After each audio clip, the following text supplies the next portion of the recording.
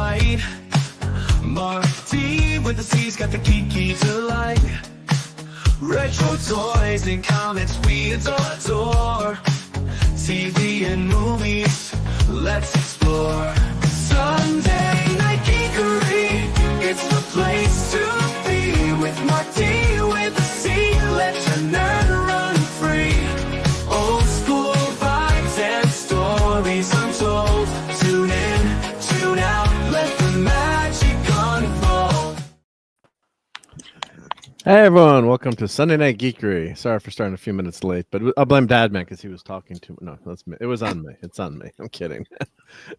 Always blame Mark, but hail to the Dadman clan and it, Mark. Up. Yeah, let's start with that. Well, first we always got to start with it's clobbering time. Been our great friend Clobbering Times, and we've got Maddie's daddy in the house. So when Maddie's here, well, we got to start with you were here first, so I don't have something for Mrs. Dadman, but how about Mrs. and Mrs. Oh yeah, right there. You got there. Yeah. Where'd they go? Right there. Oh, screw you! And we got to play this too. Yeah. Nice. Over that way. God damn it, Mark! Jeez. After that moment, we knew we'd be friends forever, right, Dad? Absolutely. Nothing like late night Fortnite. And here's Mr. Steve Mitchum's intro.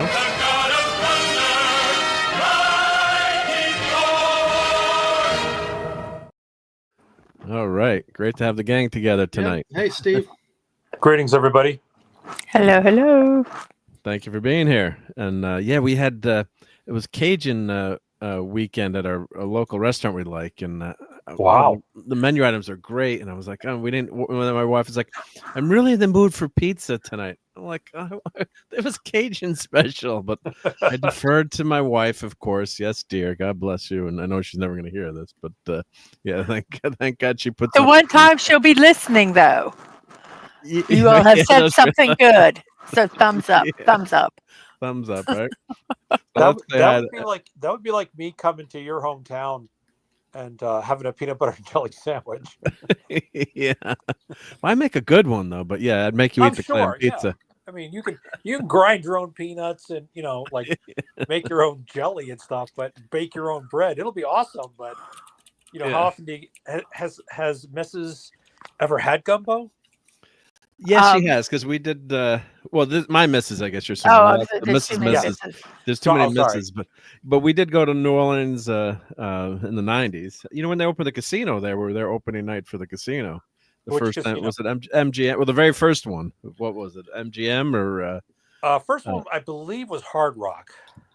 Yeah, it was across the street from the hotel we were staying at, and we got to go there and gamble for free, which is like the most boring thing in the world because there's no you can just go play the slots and get just the numbers would go up. Actually, you still lost money. It was just like a test night, so you could play blackjack with it was one of those. So I think it was. You think it was Hard Rock, or I thought it was MGM, but whatever. It was a downtown casino. It wasn't a riverboat. Casino. It was right in the hotel. So Mrs. may not have had the gumbo, but I know she ate Mac Fredstone's cream of Creole seafood chowder. Yes, Yeah. I We know. still hear about it to this day. Well, And it was good, so I don't care. but y'all had food at in Baton Rouge at a few. You had it at the place that Claude took us to. Right. Mhm. I can't remember the names, but yeah, a couple of them. And then Parans. Parans, you say it? Yeah, it's pronounced Parans. It's Cajun for Godfather. That was nice. It was good. Yeah, you don't say like everyone just said New Orleans. Like Lobby was telling me that's all a bunch of BS. No one says New Orleans or that kind of Nolans. New Orleans, that's all fake stuff, right? No, New Orleans is how we say it. New Orleans, right? Yeah. New Orleans, yeah, not Nolans and not New Orleans. Yeah. It's like if you say Nolans, it's like going to New York City and looking up and saying, "Wow, look how tall the buildings are." People are just going to wait for you to turn down a dark alley. That would be me though, Steve, going to New York. Yeah. Well, let's say hi to everyone in the chat that's hanging out with us tonight. We don't want to ignore our friends out in the chat. So thank you, Tim, for remembering Clobber Times first in the chat. And yes, Raquel is on tonight with the sci-fi guy, and he was posting about dropping a like there, or if you want to go. I was on the sci-fi guy last week, or was it 2 weeks ago? I can't remember. My brain is mush, but Sean, does all the great Starship, so he's the sci-fi model guy. So let me put Sean's link in the chat. So check out. You can go there now and drop a like or say hi. But lost Steve. Stay here watching us. Yep. Steve's gone. Oh, what happened to Steve? Yep. Oh, we lost Steve. Yep. Oh, we'll be back. He went over there to watch. No. Yeah, he went over to watch. Yep. So let's see. Where's Sean's channel here? Let me grab Sean's channel. Oh, I got to open up my file with all this stuff. Yep. There we go. Oh, wrong file. Yep. So let me grab that. Okay. And while I'm trying to do two things at once, which is sometimes difficult. So I can't type and talk, so you're doing a fine yep. job. Classic Comics is here. Hail to Classic Comics. Dave C. Brian Hepburn. And again, thank you for being a channel member, Brian. Claude Saling. I said Claude. Did I say Claude? I can't remember. Yep. Davina is here. Hail to Davina. And Lemon Pie. Hail to Hello, Lemon Pie. Citrus. Simply Steve. All right, Steve. Steve? The simple Steve, not Thor Steve. Yep. No, and Davina's here. Yep. Hey, Hey, Davina. Yep. And hail to Dave. Dave C. Yep. Yep. Mr. But I tell you, Brian Hepburn is great in all time for me because he's one of the first people that gave me all the lyrics to the Unicorn song. Yep. So that's who we blame? Yeah. You can blame him along with Jess. Yeah. And Low Spec is here in the house. Hey, Low Spec, Mr. Linux. How's it going? Yep. All right. And there was something cool for Godzilla I wanted to show Dave, and I forgot to post it on the Twitter. So let me see. They had a new drop for Godzilla. Let's see if we can start off with some enabling. I think it was it was some new stuff. You were trying to do that backstage too, anyway. Yeah. I was trying to do that. Yeah. It's tough to keep track of all these good things to buy, right? So the Irish Rovers. Yeah, Simply mentioned the Irish Rovers. I've got to check that song out because somebody else told me about that from the Irish Rovers. I know that name. Yeah. So let me post. So no channel, are we the post show to the Oscars tonight? Or are we? Yeah, I was gonna say the Oscars, but why watch the Oscars? Thank you for being here. Right, I guess if you want to have it on your iPad or your phone, but there's no. No, we're better. Yeah, the Oscars. I always thought once in a while there's a good speech, or it's like who cares, right? It's yes, and I know people love it and they dress up, but like there was a house near my mom's, they would do a red carpet party, and they would actually show them, watch the Oscars, and they had like an actual red carpet like in the front of the house, and they'd all dress up. I guess just had a huge old party. That would be fun if you gave a crap, wouldn't it? Yeah, and that was years ago too, and Hollywood was really really cool too. So so when it was, just didn't become one big political fest. Yeah, I mean it used to, they always were, but it wasn't nonstop. And I mean you had those few people that kind of really did something, but then the rest were just, I can't say what I call it, the Oscars. It has something to do with a round, a spasming. But I won't say that phrase here. Yeah. If you can figure it out, more power to you. Yep. Let me put this link in. This is Mondo Shop. They don't sponsor the show, but they should. Here's so there were a couple of new figures. There's a new drop, I think. Yep. So that Mothra's awesome. Their stuff is really great. I think this was, I'm trying to see what was new, but here you can see what look at like this premium statue. I guess I should try to do a 3D print of Godzilla. I think you can get a pretty nice 3D print. I could probably find something. But of course, it's the paint job, and getting it to look really good is not so easy. See, what you should do is you should make the print and then sell them as what do they call them when they're blank? Well, just primed or primed or whatever. Yeah, you Yep, just that's a give good it idea. to them, and then they can do whatever they want. Because if they want to do a purple Godzilla, they can, Yeah. and they can do it. Like at craft stores you can buy fired or ceramic stuff that's Yeah. it's not painted, so you Yeah, have it's not to. painted. It's primed. Yeah, you get primed. Yeah, well, it's not primed either. You have to do Yeah. all that. But anyway, Yeah. you just have it as the raw figure, and then you can just let them do whatever they want with it. Yeah. That would be something. Yeah, that is an idea. I was actually thinking about that because the painting takes a long time too. So, Mhm. and then to do a good paint job ain't easy. Yep. No. So here is another drop. This was the drop here too. So let me copy this over. I found it in my inbox. Yep. Which tab was it? Which tab was I copying? When you have like 20 tabs up. Let's see here. Where did that go? Oh, did I delete it? Oh no, here it is. There's the tab. I like 20 tabs. So it's like, as they get small, you can't read what they are. So this was the drop here that I was going to send out to Dave. So there's a link there for you. 220 smack rolls. Godzilla versus Hedera. How do you say Hedera? Where's Dave?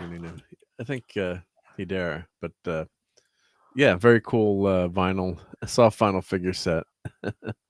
Let's check out the pictures. Why not? Oh no, it's Godzilla. Or is it Adora? I don't know. Hedora. I can't ever pronounce it. That one just looked like it was melting. Yeah, that's a smog monster. Oh, it's pretty big too. Smog. That's kind of cool looking. Yeah, yeah. Godzilla has orange. He's got oranges to throw at the. Did you see that Simply Steve said Hedora? Hedora. Okay. Hedora.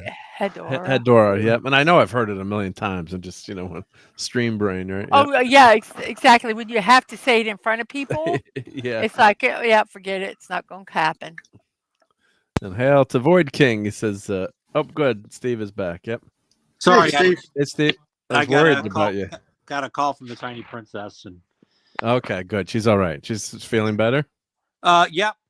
She we have an agreement that we would call every night if she's not with me. So what is that? She's much more important. This is a smog monster. Hedora, excuse me. Sorry, Hedora. Don't care with this one. Remember Godzilla versus the smog monster? Oh, I barely know Godzilla.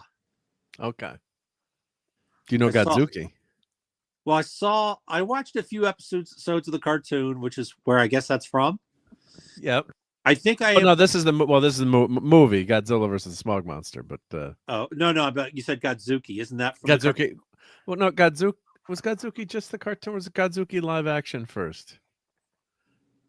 Oh, Dave's not here. He's the Godzilla expert, but yeah. I think somewhere I have the first issue of the comic book. I believe it was a Marvel one. Okay. Yeah, I think it was Marvel. Yeah. I've seen one or two of the old original Japanese movies, and the the Matthew Broderick one. And okay, that was a travesty. And that's kind of it, except for I was about 8 or 9, maybe 10 when I saw one of the Godzilla movies, and the two guys were on the ground, and one picked up something and said sand, but the mouth looked like it was saying "bah." I was like, wait a minute. That's where I first realized about overdubbing, so. Oh, and Brian, thank you, Brian. Yep, because I don't trust myself. Yeah, and Steve, of course, was right. Don't doubt the God of Thunder, Thor. Godzuki was created by Hanna-Barbera for the cartoon. Okay. Thank you. Yep. There you go. Yeah, there's Godzuki and Toon Manya Manila in movies. Now, was Attack on Monsters his Manila's first appearance, or was he around before that? I've watched all the Godzilla movies, but they gets mushed together like all the comics and everything else in this sieve of a brain. So sometimes I can remember the small little details of crazy things that drives my friends and family crazy. But certain. How about your wife? Does it drive your wife crazy? Well, because I forget to do like my chores, but I can remember like Oh my gosh, that's crazy my little Yes. details. That's my husband. Crazy little details of when we met and can you take out the garbage? No. No, but in 1903 at 2 p.m., the Russian front was this and blah blah. Oh my God! Patton was born November 11th, 1885. And he was breech, and he was born. Yeah. Yeah. So so here's Godzilla versus Smog Monster. So very a movie about the all the environment, and then the Smog Monster appears. Yeah, and he would transform into this like flying saucer type creature. It's just a really great movie. I love this movie. It's so awesome. So that's the Mondo figure based on that. So a lot of fun. Yep. For Son of Godzilla, that makes sense, right? Yeah, Godzilla, Son of Godzilla. Thank you, Brian. Yep. God, yep. Godzilla's Revenge, Son of Godzilla, and Destroy All Monsters in Manila. Oh, so he's only in those three. Okay, yeah. I love Destroy All Monsters. Yeah. all these names sound like a father trying not to swear.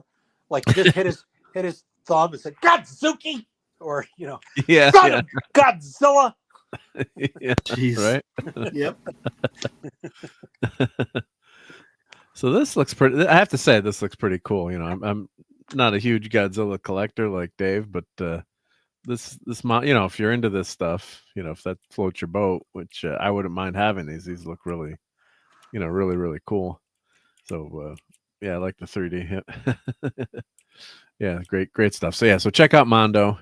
Mondo has got some really good stuff, and they also had some new X-Men out too, I think, and Turtles, and these are the 1/6 scale figures, so they're big figures. I've seen them at Comic-Con.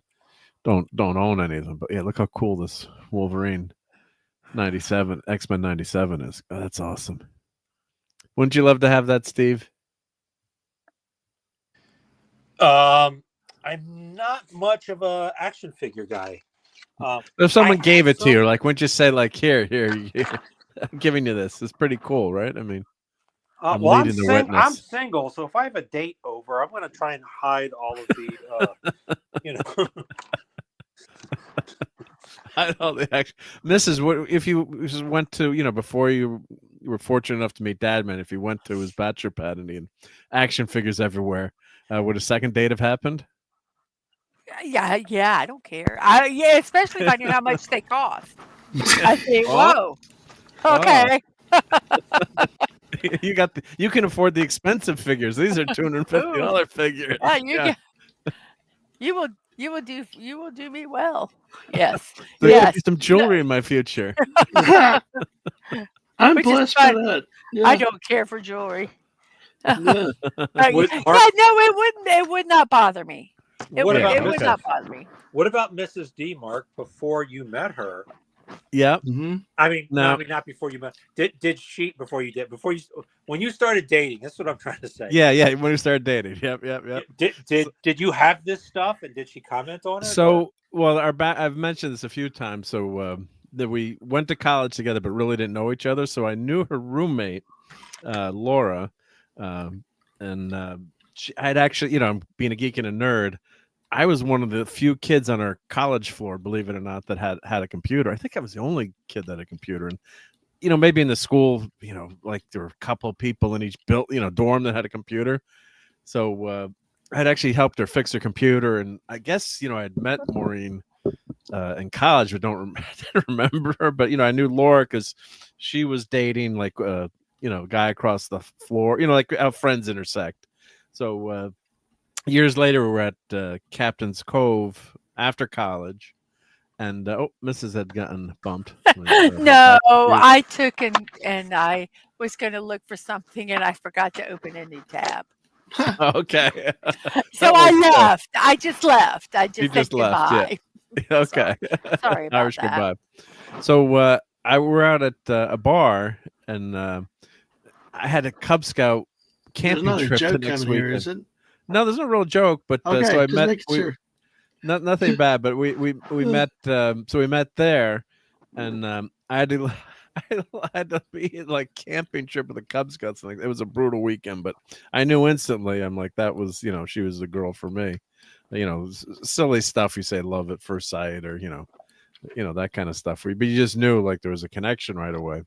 And the crazy thing is too, I had to leave. I was supposed to go out early, so this was like a place where like everyone from work would hang out, and a lot of younger people in the area would hang out. So she went to go to the restroom, and it was a pretty crowded on a Friday night. But I'm like, she's not coming back. Like I just talked to her, and I knew Laura, but maybe I would have, if we'd not crossed, but maybe I would have called Laura and said, hey, can I get Maureen's number, or what's her?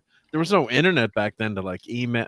Well, there was, but it wasn't like it was today, where you had cell phones with emails, and to reach someone would be easier. So I was walking down the stairs to leave, and she was coming up and with Laura. She's like, where are you going? Where are you going? So we let's go to the next, let's go to the next bar and hang out. And the rest is history. So I think she saw some of my stuff, but back then I just moved back to my parents' house, the basement. So I didn't have as much stuff out. Like I had a really cool unit, like a big huge desk shelf thing in my room, and one level, like it was really cool because you could open it up, and it would form, the front would pop down into a desk, and I had all my model making stuff and kits and stuff, but you could close it and hide it. And then the top level had just rows of action figures. But it was before I started. I'd been buying, and I had all my comics, but those were way in boxes. So, you didn't have like the action figure, crazy sets of action figures like you have now. So, and Brian says, yeah, can I ICQ you sometime? That was the old messaging app. Wasn't it under AOL, the ICQ? Yeah. So I'll have to load the drivers from my SideQuest drive. Yeah. Anybody remembers that? The SideQuest, which was that? SideQuest? Oh, SideQuest. SideQuest. SideQuest, SYQ. Yeah, yep. Yeah. I think it was, yeah. And so true. And I had a 67 Mustang, right, Steve? So every guy that drives a 67 Mustang is really cool, right? Yeah, so that was a plus. You could have a unibrow that's 3 inches high and ears that hang down your shoulders. But if you got I'd say 64.5 to 67 Mustang, there's just helps, no right? way to not look cool, Right, Mrs. That's a pretty cool first date vehicle, right? Guys. What is it? 67 Mustang. Oh yeah, any Mustang. Yeah, so this was the 90s, so that was a plus. Plus, I had hair and was working out nonstop, so that helped too. But yeah, it wasn't until she actually bought me my first statue, which was the Thing statue from Bowen. Oh, so it's her fault. Yeah, so she started with the statues. So the Bowen statues. Let me find the Thing here. Let's see. Of course, our great friend Clobberin Times had that statue set too, and Claude had actually fixed his Johnny Storm that had toppled over. Yeah, so this I have a picture of her giving me the statue. So that's a nice one too. I don't have that one. How come I don't own that one? Oh, that's a different Bowen. Yeah, the one giving the punch. Yeah, that's just classic. Uber classic Thing. I mean, just great stuff. I mean, that's just so good. So so that she actually bought them, and I think that's when I started. Then I started with the statues, but I had the Superpowers collection. I had a bunch of those figures, and I had some Batman movie figures and things like that. But it wasn't until the action figures didn't go nuts until Marvel Legends. That's when of course, I've got that. That's an awesome bust too. But warning, he is smoking there. I was watching Reacher tonight. They had a big warning about smoking, so I just want to make sure everyone Oh my knows gosh. that. Yeah. So, although he's got rocks for lungs, so. But so when these are, do I have? Nope, I don't have those either. Yep. Oh wait, do I? That's a different Bowen set. Okay, 3-pack, different. That was another set from Bowen. I have this one here. Yep. This Mr. Fantastic. Yep. So, trivia question. I know Steve Mitchum knows who's in this costume. We'll give Dadman and Mrs. Dadman. Who's in the bag? I know Steve knows who's there. And which one? Where? Who's wearing the bag over his head? Really? I don't even know. You. I don't even. What are they? The Fantastic Four. Fantastic Four. Okay. I know it's. I don't even know. Give me someone else. No. But it's a trick question because it's not actually a member of the Fantastic Four. Give me a list of 4 people, and I would name one of them, and I will pick out of them. It wasn't in the canon comics, I don't think. I believe this was in not Brand X. Yep. So, Brian Hepburn has the answer. Yep. So it's Spidey Man. that was a very vicious question, Mrs. Yeah. Do you think it was in Brand? I don't even know who is in the Fantastic Four. So okay. So was it like is Elasti-Woman? Is Elasti-Woman? Well, actually, they are the Fantastic Four. Actually, that's the. So Clobby is the guy that the fire guy. Is there a guy that's like Johnny Storm? It didn't look like Johnny Storm or Reed Richards to me. So who is okay, Peter Parker? It's Spider-Man. It's okay. Who Let's tell Mrs. who the Fantastic Four. Let's show you the Fantastic Four. Yeah. Oh no! Wait, I take it back. No, I take it back. That was in an actual. Yes. That wasn't an actual canon comic, and I think I've got it somewhere. I was thinking they did a run on this guy, but it wasn't Spider-Man in one of the like Friends of Old Marvel or not Brand X. Okay, yeah. Elasti guy. Well, it's Mr. Fantastic, but that's Elastigirl. Okay. So you've got the members that. Oh, here, let's show, of course, the great Jack Kirby art. So you've got. Can you make that bigger? Yep. Let me embiggen that. Well, here, let's go to that one's kind of small. So let's see if I can get it embiggen. Or here we do image search here. While you're doing that, I'll explain to Mrs. That so the characters from the Incredibles were kind of a ripoff of the Fantastic Four, with a few exceptions. The kid has super speed, so kind of like the Flash, but also the director was a guy named Brad Bird, who's one of the great animation directors of all time. And Mr. Incredible is a caricature of Brad Bird, but also Syndrome, the bad guy, is also a caricature of the director Brad Bird.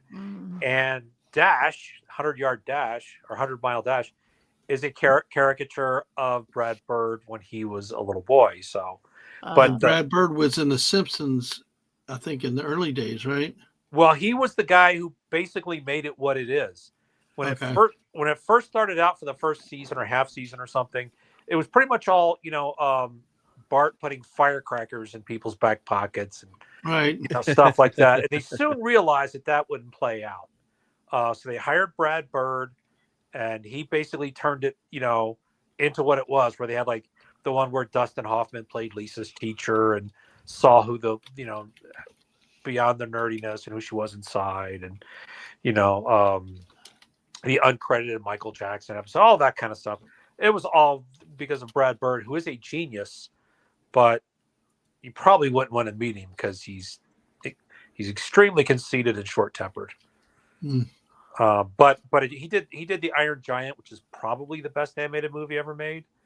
But he also did the Incredibles based on an actual life event of his. Also Ratatouille, which is another great Pixar movie. So that's the explanation that gave Mark time to find. Yeah, trying to find a big version of this. It's like, come on, what's going on here? Yeah. So Mr. Fantastic for Mrs. Dadman. I would say Jack Kirby. Some people would say Stan Lee, but I would say Jack Kirby's original idea was that their powers would be a reflection of the personalities. So the Thing, the Orange Rocky guy, is big and kind of a bully in the beginning, or at least big and strong and not very couth. Mr. X is the world's smartest man, so he's basically always trying to expand his mind and reach new directions. So his powers reflect that. Sue, his girlfriend, then later wife, was kind of the quiet, shy one who was always fading into the background. So she's like Invisigirl. Yeah, Yep. the Invisible Girl, yeah.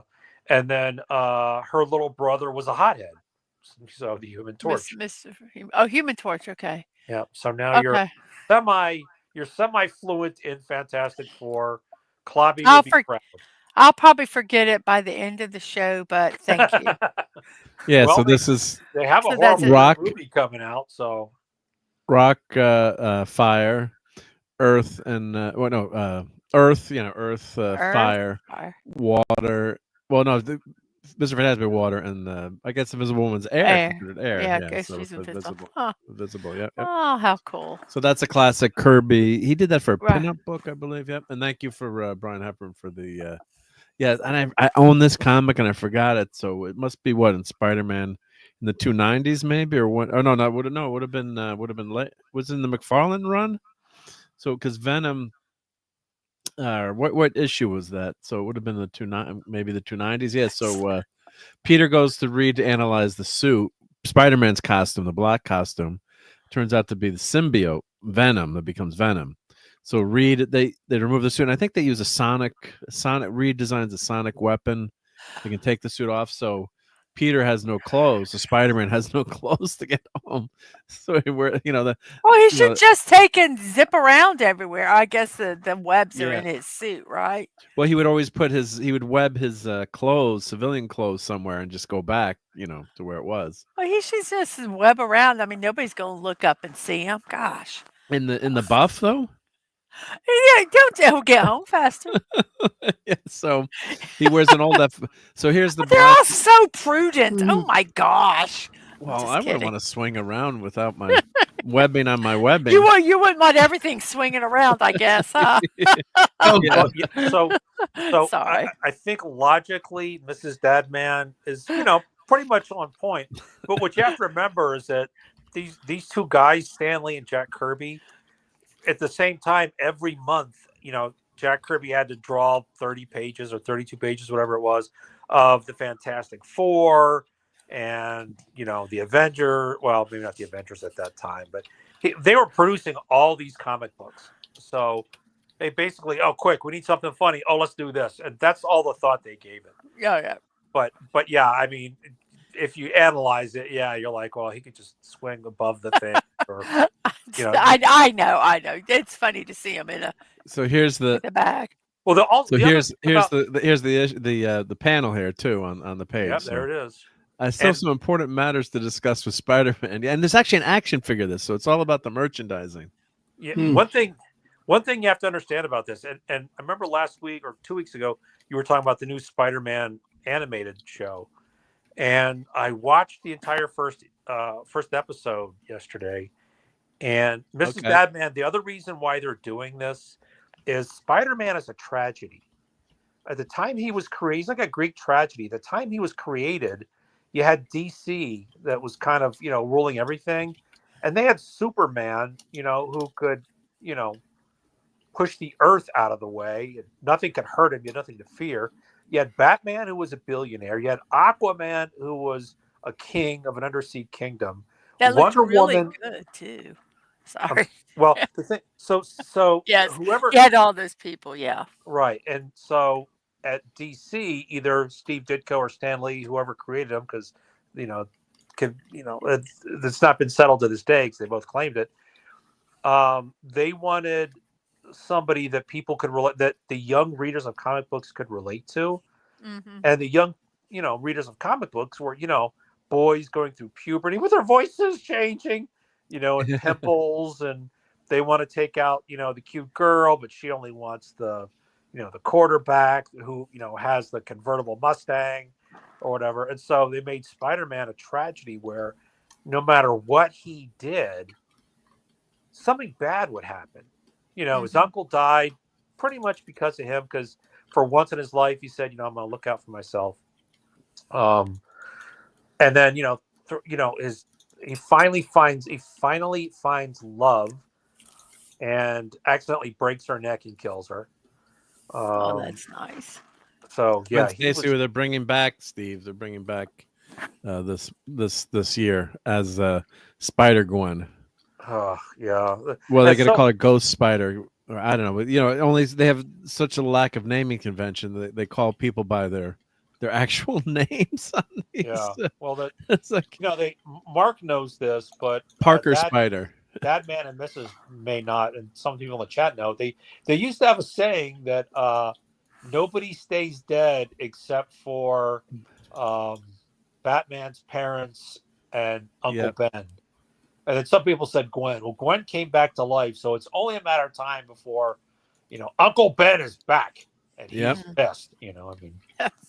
So. Oh God, yeah. So Gwen had, and Bucky, like you said, Bucky had stayed. Or Bucky, that's Bucky too. Yeah. Bucky was the one that, and of course they did a great job bringing him back. Though it was a fantastic storyline. Yeah. Oh, Bagman. Yeah. So I think this is the only panels of this, or maybe few more panels he appears, but they don't know who Spider-Man is here, right? So, and that was one thing that the that new animated series, they always miss. Like he's in the friendly animated Spider-Man show, the new one.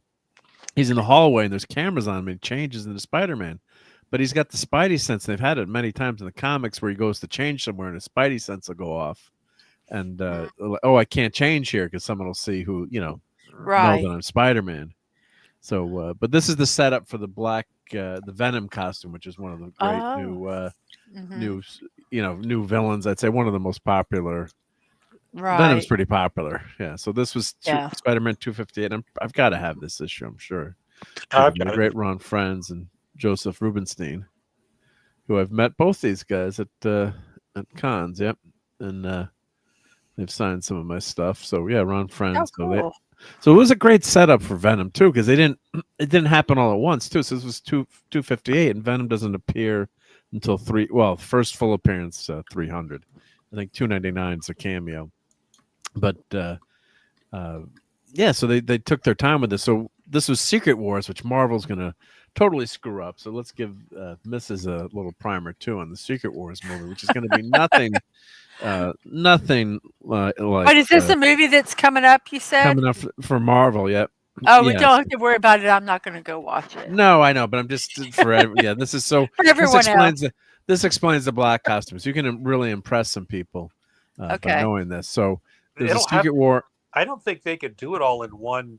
It would have to be at least 2 movies. I mean, it's a lot of story to right. Yeah, but who, and then it's not going to be anything like it too, I'm sure. But what the Secret Wars is the Beyonder, who's like this all-powerful alien. They probably won't even have the Beyonder in it. He's basically a godlike character who can, transmute matter. Basically, think of like the kid from the Twilight Zone who could do anything he wanted. Oh yeah, you don't want to make him mad because he'll think you out. Yeah. This particular character, they said his origin was he essentially was the embodiment of all the an entire universe, like a different dimension, a different universe, and he was everything in it. So anything that I'm trying to just do this without spoiling. I guess you won't care, but I don't care. You can just tell me. Somebody is able to steal his powers, but he has to be careful because everything he thinks of, no matter how fleetingly, happens. That's how powerful he was. Oh wow! So and somebody used that against him. So kind of like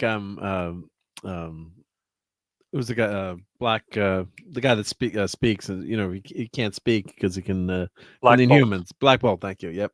Whatever he speaks becomes in existence. Yeah, but Black Bolt, like if he snores, like that's the one problem with the character. Black Bolt is from the Inhumans, another race of beings from the internal. They're tied to, well, I wouldn't say directly to the Eternals, but Jack Kirby creation. And yeah, he if he speaks, he can destroy mountains because his voice is so powerful. But another side there. But I'm confusing you. But so this is the Spider-Man black costume. Mark, what you got to understand is that I'll hear all this and I'll get it, but I will forget it by tomorrow morning because that's okay. But I'm really enjoying. I really am enjoying it. Well, because you'll know then at least when how Venom came about. So right, if you ever watch the Venom movie, but Eddie, so the Beyonder, this was a silly series that like the 12-year-old me loved, and it was made to sell an action figure line. So they had all these Secret Wars toys, which they reintroduced. And it was one of the first. I think it's one of the first Marvel action figures, other than, the Migos I know, but this was a Star Wars scale Secret Wars figures. Right. And what happens, Spider-Man's costume gets destroyed on this planet, and there's a machine that can remake the costume. So it makes him this costume, and the costume self-regenerates, and he doesn't have to use web shooters anymore. That's like this really cool costume. It was really controversial. And Clobberin Times, my goodness griefy, hated this costume. I don't know, Steve. Did you like this costume, Steve? Or I liked it because graphically, graphic design speaking, it's very good. The wraparound spider, and from the front to the back. However, I don't like it on Peter Parker. Yeah. So eventually they turned it into Venom and whatever the other guy's name was. Because I really liked the homemade blue and red, although it was supposed to be black. That's one thing I found out a few years ago, is that the costume was supposed to be black and red, but the way they colored it with blue, kind of like they did with Superman's hair, so you don't have a black thing, and so people started thinking of it as blue. But I liked the original blue and red costume a lot.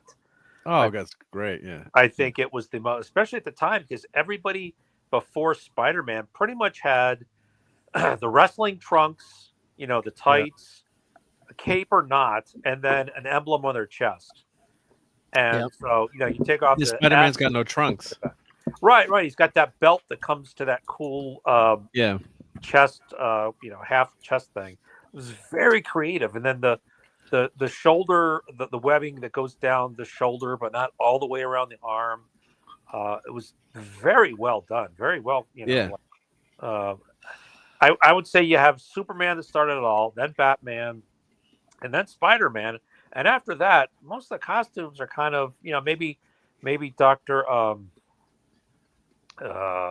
Fate's helmet is kind of cool. Yeah. But after that, they're kind of all the same. It's guys in tights with capes and emblems on their chest, Yep. But let me catch up to the chat. Let me catch up to the chat here because I don't want to miss people here. But yes, there is. I'm going to show the Bagman action figure, and I a couple of times I wanted to buy it, and then it's always really expensive. Yep, and it's based on the two. Would make sense. Yeah, Brian, thank you. 2015 Secret Wars more than the 80s. Yeah, they kept redoing it. Yep, and how does he never sneeze? Hi, Sashi. Great to have you here on Sunday Night Geekery. So what happens is this costume turns out to be a living creature, living alien symbiote. Okay. That's sucking Peter Parker's energy. But for him, it was the coolest thing because it would just materialize out of his skin, basically like a Iron Man's nanosuit. So he never had to worry about his costume anymore, which Marvel really focused on, first, which was the everyday problems of superheroes. Right. They were really worried about Superman making getting a paycheck or having a job. He's mild-mannered, Clark Kent reporter.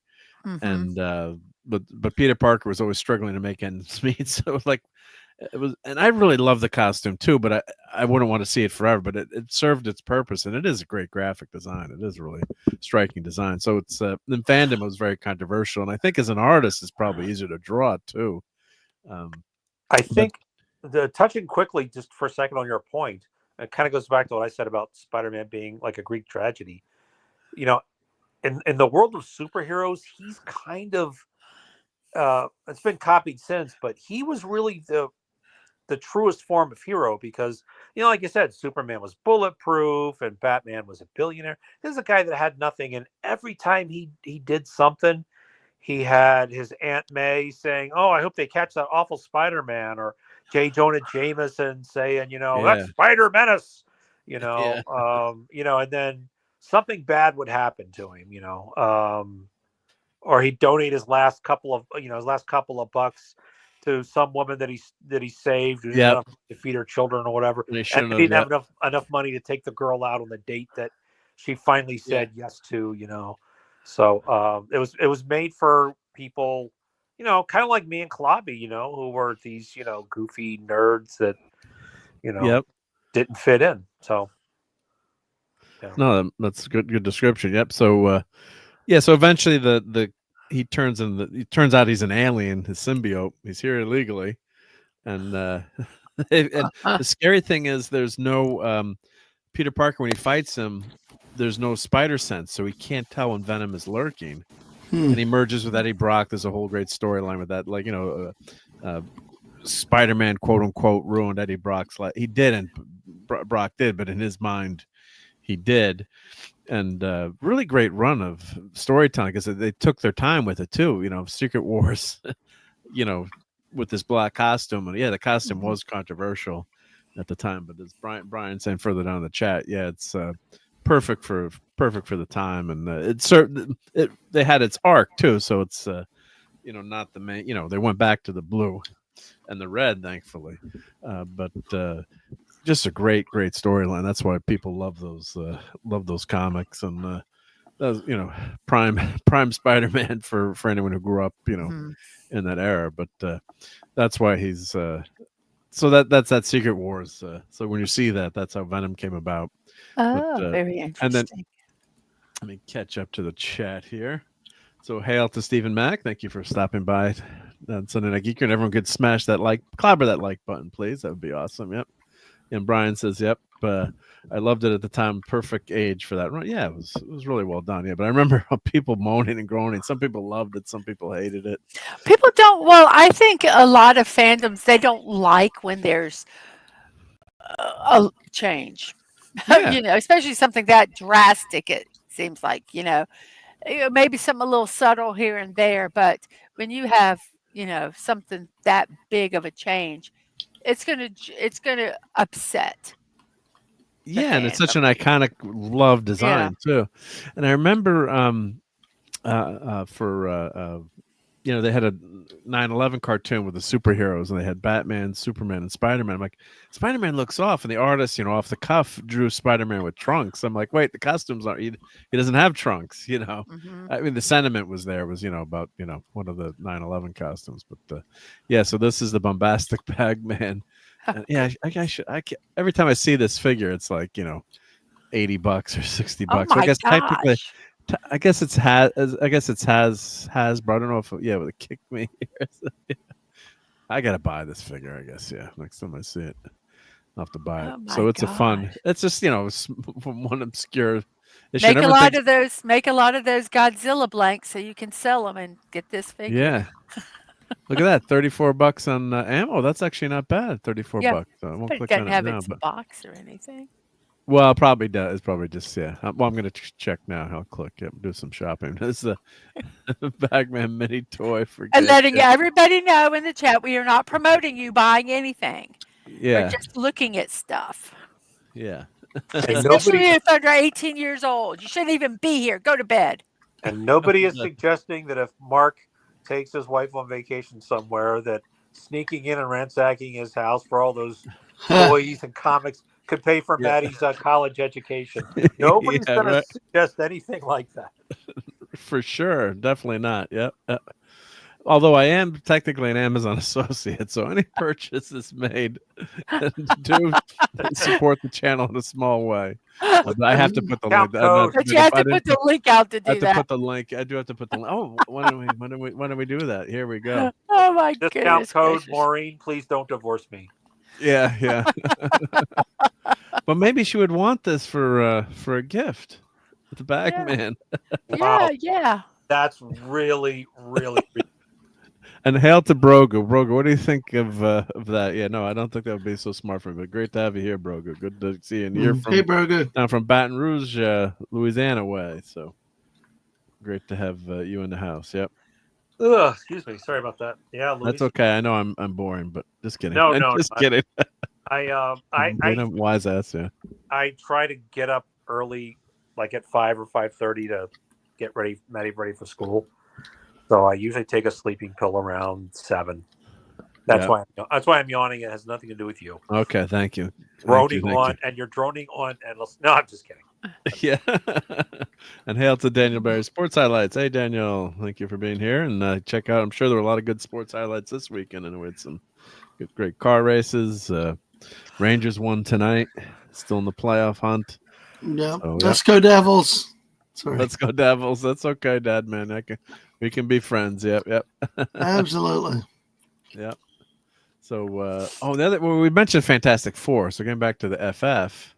Well, actually, let me put this next comment by Brian Hepburn. Yeah, so Peter would go to bed, and I remember those issues. Yeah, the suit would envelop him and fight crime and stuff. I was asleep, and Peter would have nightmares. Yeah, so oh my the suit knew everything about Peter Parker because they were symbiotes. So he knew every detail about MJ, his life, Aunt May.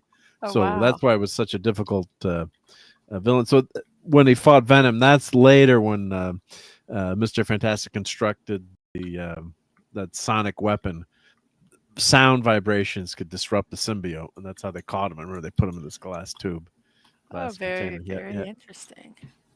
Yeah. So the black suit. Love the black suit, but always the original always be your favorite. Yeah. So this is another great trivia here too. So there's always the controversy about who created the Fantastic Four, how much credit does Stan Lee get versus Jack Kirby, and well, that's been like a thing forever, right? I mean, there's a lot of how much did Stan Lee really do? Am I correct in that? I'm trying to remember what I've heard on your shows before. Yeah. So that was a big thing. Well, I think what happens is, Jack doesn't get the credit he deserves, where Stan gets more credit than he deserves. That might come off sounding horribly, but I mentioned Steve Jobs and with Wozniak together. It ain't happening without both of them. You have to think really hard about Wozniak, whose birthday was recently, by the way. Yeah, but he's the genius behind all the hardware. Yeah, and all that creativity on the engineering side. But he ain't Jobs selling was the front company. man. Yeah, Jobs was the face. He was the face of the company. And also brilliant and a genius, and knew the direct. But he still was the face of the company. Yeah, I mean, not Wozniak. Him. Yeah, Wozniak was the geek nerd engineer. So this is a Jack Kirby creation, and this was out in 1957, showcase number 6. So this was Lester Rocky Davis, Skin Diver Professor Haley, Circus Daredevil Matthew Red Ryan, and here on Jet Pilot Ace, Kyle Ace Morgan. Caught in a storm and their plane crashes. Surviving, the group agrees they are living on borrowed time and should work together, challenging the unknown as a team. So the Fantastic Four crash. So it's says Rocky is the thing, right? The Professor Haley, this is Mr. Fantastic. Red Ryan is the Torch, and Ace Morgan. You could maybe guess you'd say is Invisible Woman. It was one of those. It was one of those unspoken relationships. I'm just kidding. Yeah, I'm just kidding. Everybody in the chat, I'm kidding. It's a joke. Yeah. But here, this will become the challenges of the unknown. Yeah. So, so a lot of similarity. There's no doubt. Yeah. And in later disputes, Kirby had with Stan Lee over their artistic contributions and their collaborations. One of the stronger arguments for Kirby was that their breakthrough success, the Fantastic Four, incorporates many aspects of Kirby's earlier creation, the challenge of the unknown. In many respects, the challenges of the unknown equals the Fantastic Four. And I think I've read this article before that I'm going, oh no, it's a garbage site. Yeah, I gotta be careful. But there was an article that really good article comparing the two teams. Yeah, you have to be careful clipping on sites because sometimes the sites are really, I'm just going to say very dangerous. bad. Dangerous. Yes. Yeah. Mark, did Uh-huh. you see that Dave C's leaving for the night? Oh, I didn't see. I'm behind on the chat when I'm on the other Yeah, screen. Yep. just Good night, Dave. Yep. Thank you for that. Yep. Appreciate it. Yep. Yep, I'm going to roll out too at this moment. I Oh, like no. I told him this. I just honestly got hit away with tired. I was with Mom last night at the rehab. I didn't sleep as well as I thought I did, but hey. Oh, thank you for being here. Yep. Yeah, I wanted to come on in a little bit. Thanks as always. And Well, let me put your channel. Obviously, everyone here better be subbed to you, but if you're not, go sub to the missus. Hey, definitely sub to her first. I'm only 6 away from 700. I'd like to get to 700 soon and have another party. But yeah, 700 club. I'd like to get to 500, but I just now finally passed 310. Unless YouTube decided to take them all away, which they have. That man, have you been streaming lately? It's been very inconsistent the last couple of months between work and dealing with situations with my mom and health and stuff like that. Okay. It's been a lot of off and on. It's not really been really structured in the last 3 months or so. I'm I'm hoping in March that I get around to getting back to a normal schedule. Now having a work done. So I'm trying to get back. Yeah. I get notifications about Mrs. Dadman, but I don't get them about you. That's what I hear. I think the algorithm hates me, but I don't care because I do. Mark too, because I don't get notifications. No, really. Well, see, he does specific things like the Mrs. does. That's interesting, but no, it's a common problem I have. So, but you're not on Twitter. That's why I always tweet out and tweet that I'm going live too, just in case people don't get the notifications. Well, does he have notifications on Discord? Because you could do that promo in Mark's. Yeah, but I don't know if Steve has Discord though. The only thing I have is Facebook. I try and stay off of social media. Yeah. And the only reason I even have Facebook mostly was actually to stay in touch with Mike, with Clobby. Yep, absolutely. So sometimes I think about, ditching it altogether, Yeah, no, I got you. No, I understand. Yeah. No, but it's a common problem I have. I've had quite a few people that say it. So that's why I try to tweet it out and get the word out when we do go live. So I don't know how to do it. I don't know but I made a Facebook page for Marc D with a C too. So I do post to that but unless you're I don't think it goes to Messenger though. No, no, Messenger is completely different. Completely separate. Yeah. So if you follow the page or if you follow, I forgot to put the damn link in Discord again. I always forget the damn Mark. God damn it, Mark! I put mine up. Damn it, Mark! I put it in. I put it in your promo. Yeah, thing. I put mine in all the time. Yeah, no, I see it. Yeah. People gonna get sick of seeing my face. Dave C, if you're still here, have a good night, buddy. Oh, I wanted to say I have been watching Batman the animated series. On Monday. Let me sneak out then before you get started on that. So, take care, night, everybody. Good night. Yeah, get some rest. Yep. Go to bed. Get out of here. Go away now. But I am loving it. And when you shared some of the animation things about it, I really, when I first watched it, I really looked and watched. I'm usually aware of like animation and the visual of it, but with all the stuff that Steve had said to begin with, I was watching it and I'm like even more. I'm like, oh wow. I'm really liking it. The whole package, the animation, the stories, the voice acting, the pacing of the show, everything. I am so thanks for it was so cool. I'm going, oh yeah, I remember, that we talked about that. And so I, kind of watched it and gosh, the chat when they come in and they're watching with me and they give me some information about it and things like that. So it's amazing. I am really, really, really enjoying it. I did not think I would like it as much as I did. I thought I would like it, but I am really, really liking it.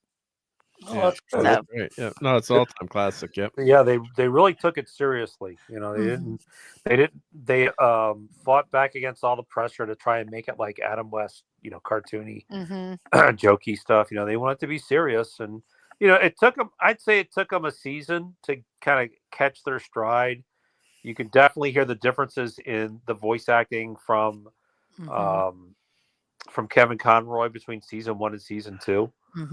Well, what I like about it is serious, but it has its it's lighthearted moments, but it's not so dark and, like some of the live action Batmans. It's like, oh my gosh, you watch them and you want to go, drink a bottle. You're just so depressed when you're done with it.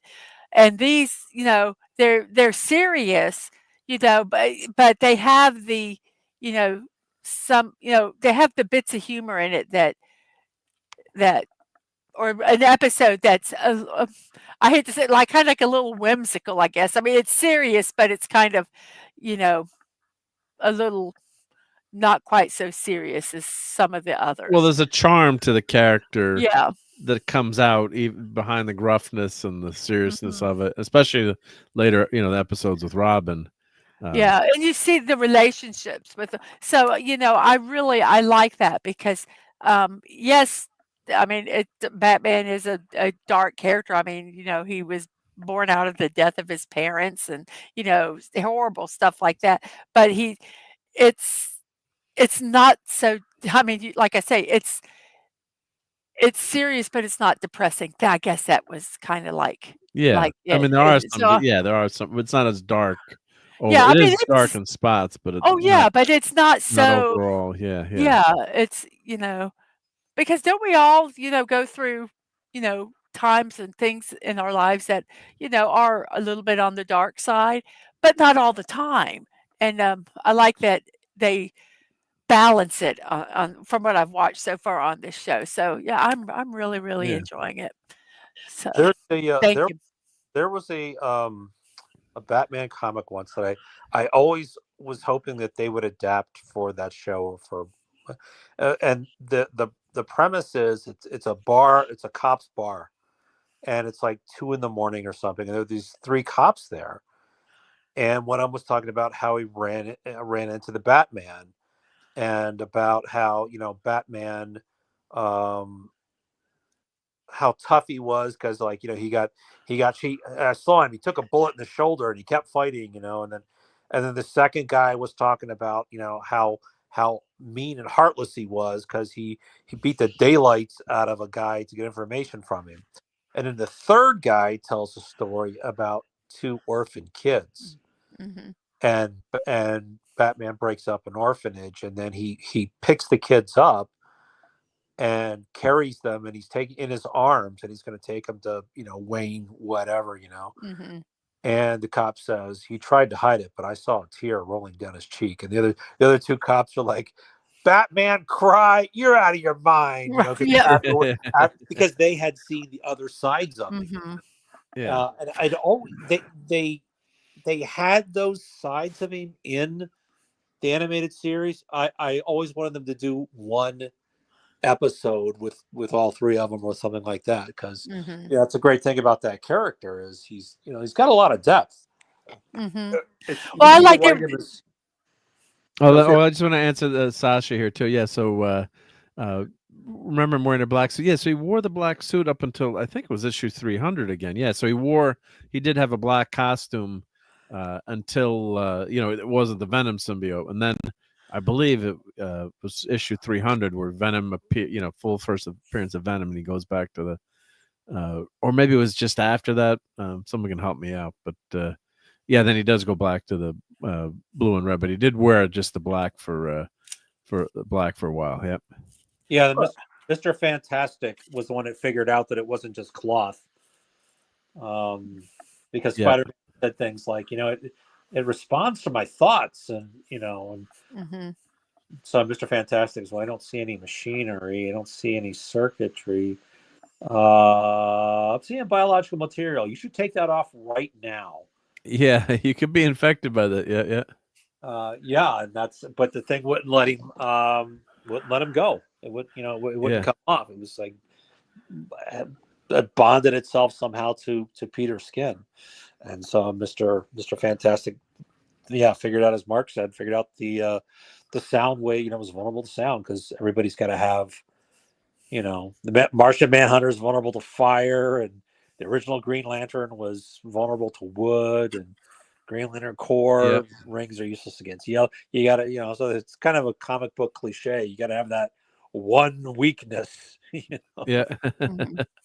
Brogu's got a good question here. In the middle of watching the new Spider-Man cartoon, what are your thoughts on it? I did talk about it a ton. Was it last week or 2 weeks ago? Must I have been can't remember. I'm because trying to remember. I had Maddie last weekend, so Yeah, must have been but two. Not telling you to go rewind, but I really liked it. I really thought it was good. I think they capture the essence of Peter Parker. There's a lot of the Harry Osborn character design I think is atrocious. Needlessly race swapping characters is silly. There's a couple, I'm not saying it's an A++, but I do like the design of Peter Parker, and I do like the animation. I know some people have complained about, but I think they're trying to evoke that old 60s comic book look in some ways. Aunt May should not look like a hot Aunt May. She shouldn't look like MJ. I can swear that. Oh, so Aunt May's a hottie in this? She's ridiculously hot.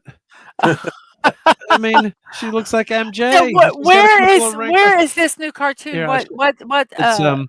Friendly Neighborhood Spider-Man. It's on Disney Minus or Plus. Disney. Okay.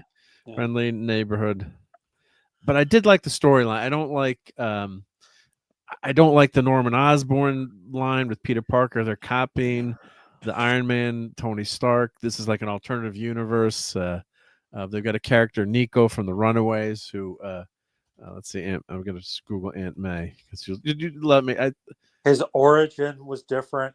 Yeah, that's Aunt May.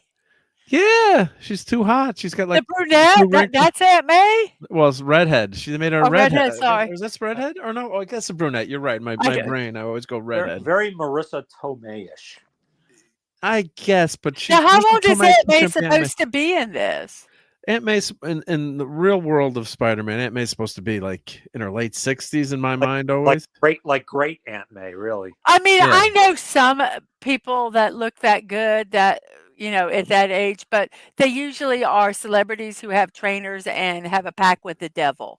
So, yeah, and I don't want to think about getting lucky with Aunt May. Yeah, yeah. It's like, when your best friend goes, gosh, your mom's hot. Oh, it's just creepy. Yeah, Stacy's mom has got it going on. Yeah, that's no. She, So what's the uncle look like? I mean, do they have the uncle in this Uncle one? Ben is passed. Is already passed. Yeah. So, but is there any pictures of him with Aunt May looking like this? Yeah, they did have one picture, like flashback picture. Yep. This is Nico from the Runaways. Who I don't know how they're intertwining. Nico from the Runaways, who's got magical powers. She's got a staff that comes out of her chest, but she's wearing an amulet now. So I don't. Her mom's got. They're basically a witch. The blue drives me crazy, but. Peter Parker's design looks like that could be from the 60s. So, that's Peter Parker. Okay. And I mean, if you're on episode 6, Brogu, this is Tombstone, so I'm not spoiling anything. But I don't know why just make another character. Don't make him Tombstone, right? So I just want to jump in real quick and say that Clavi would hate this. You think so? Yeah. Oh, the Peter Parker, I think he would like, though. I think he would like the Peter Parker design. I don't think he would have a huge with the glasses, problem with it, but he would. What he would hate is they took away Peter's. Excuse me for French here, but raison d'être. His reason for being a hero is because in the original story, this is very important to who he is. In the original story. When he got his powers after being a guy that was always, laughed at and overlooked and bullied and stuff, he got his powers and he said, you know what, screw the world. It never did anything for me. I'm going to use this, and then when he does let's face it, all of us would have done the same thing. Most of us, except for Eagle Scouts. Most of it. Well, but and hi to Wes Cagle. Yeah, Wes Cagle. Yeah. So not having him be I don't want to say complicit, but a factor in his beloved uncle's death. That he lives with that guilt, even though he covers it up, with jokes and comedy. But that's his whole reason for doing what he does. And so in this one, they took it away. Yes, he's Uncle Ben dies before the spider. Even of course, this spider now is not a science experiment spider. It's not Peter Like going- alien spider. Yeah, it's an alien spider. So it kind of took away everything, and now he's just kind of a suit. He's a guy. Well, Okay, yes. so in the original, okay, I vaguely remember how he became Spider-Man. Was it he was messing with where was he messing? Where did he mess with the spiders when they told him not to mess with them? Is that what he did? So he's going on a field trip Okay. to was it Empire State University or Yes. wherever Right. I think it was Empire State University. Yeah, okay. And they're going through labs, and of course radiation and Right, okay. nuclear weapons are a huge thing back then. So he gets bit by a radioactive spider, like it gets Okay, out but of a didn't he case. mess around? Didn't he kind of be where he's not supposed to be or something like that? Or is it just an accident that happens? I can't remember. It's an accident. It's Okay, an just an accident. accident. Okay. Just an accident. Yeah, he was in the Okay. movie. It was a school field trip. In the comic book, it was, hey guys, there's a radiation demonstration over at the science building, is what they called Right. it. Over Yeah. at the Okay. So no, he was like goody two shoes. He was. Yeah. Yeah. Okay. Yeah. So- So let me show. Well, I'll show the first issue. Yep. Let's see here.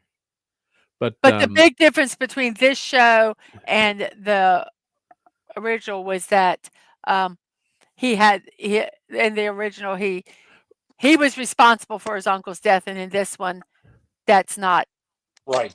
okay. Yeah, and they screw that up in the new MCU universe too, because they've got Aunt May saying the line, "With great power comes great responsibility." So this is like an MCU mix, I think, but they do get the spirit of Parker correct. Yep. And I think, well, Roger, let me know what you think of it. Steve, did you like that first? You just saw the first episode, correct? Or Yeah, that's correct. I may watch some other ones, but I would agree with what I think Mike would have said, is that it's not just the story, it's the metaphor. It's the everyman who tries to do the right thing, and yet something, he's a good guy who, this stuff has happened. And actually, every time I do something that's good, something bad happens to me immediately after. I can relate. When I lived in Baton Rouge, there was a downpour, and there was a lady with a flat tire, so I changed her flat tire. Yeah. And I left my head. This was in the Mustang, and I left my headlights on because Oh gosh. I couldn't. I changed her flat tire. Got back. She drove off. Thank you, young man. Drove off. My car wouldn't start. And my life has been that way. So I can definitely relate to a guy who would say, hey, screw the world. What did it ever do for me? Nothing. It took and took and took. So I think taking all that out turns him pretty much just into a costume and powers. But you got to keep watching the series. So they do get to some better moments, but they don't.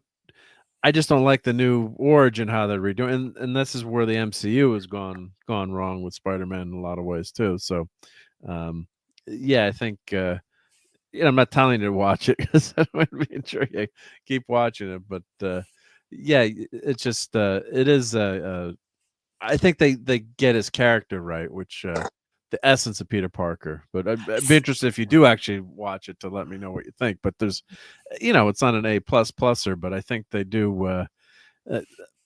Parker in this series, he's learning that lesson, but they're doing it another way through the Goblin character versus Uncle Ben, and it should be through Uncle Ben and the Parker's wrestling to make money, and as Spider-Man, and he's having the time of his life, and he learns that lesson: with great power comes great responsibility. Right. And they're telling it through Uncle Ben, without Uncle Ben, and with Harry Osborn, and so I don't like it, but there's a lot of stuff that I did really like, and the story does flow pretty well. I thought there's some good character moments and character arcs. And, character growth. So, kind of somebody who doesn't really know anything about Spider-Man would probably like it. It's kind of I think because so, the but things Steve that is right. Steve is right about mucking up that origin of the but if you don't character. know it and you're I think watching, I mean, this is your first Spider-Man that you've watched, I but think you would you like it. miss, I'd give it a shot yeah, and let me know. Yeah, yeah, I don't know if you have Disney, if you yeah, have yeah, Disney. because Dad Man wanted ESPN, so he had to get Yeah, okay you with it. you got Disney. I think, Mrs. Deadman, that had I not kind of been so steeped in Spider-Man stuff, Yeah.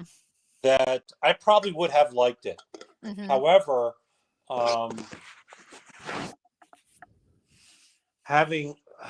it's like Star Wars. Star Wars started out so great. The first one was iconic. Right. The march and Darth Vader, and Mm-hmm. You must learn the ways of the Force, Luke. I'm not going all the way. Oh, something happened there. And Oh, then, that's my. I'm opening up the comic book because Oh, okay.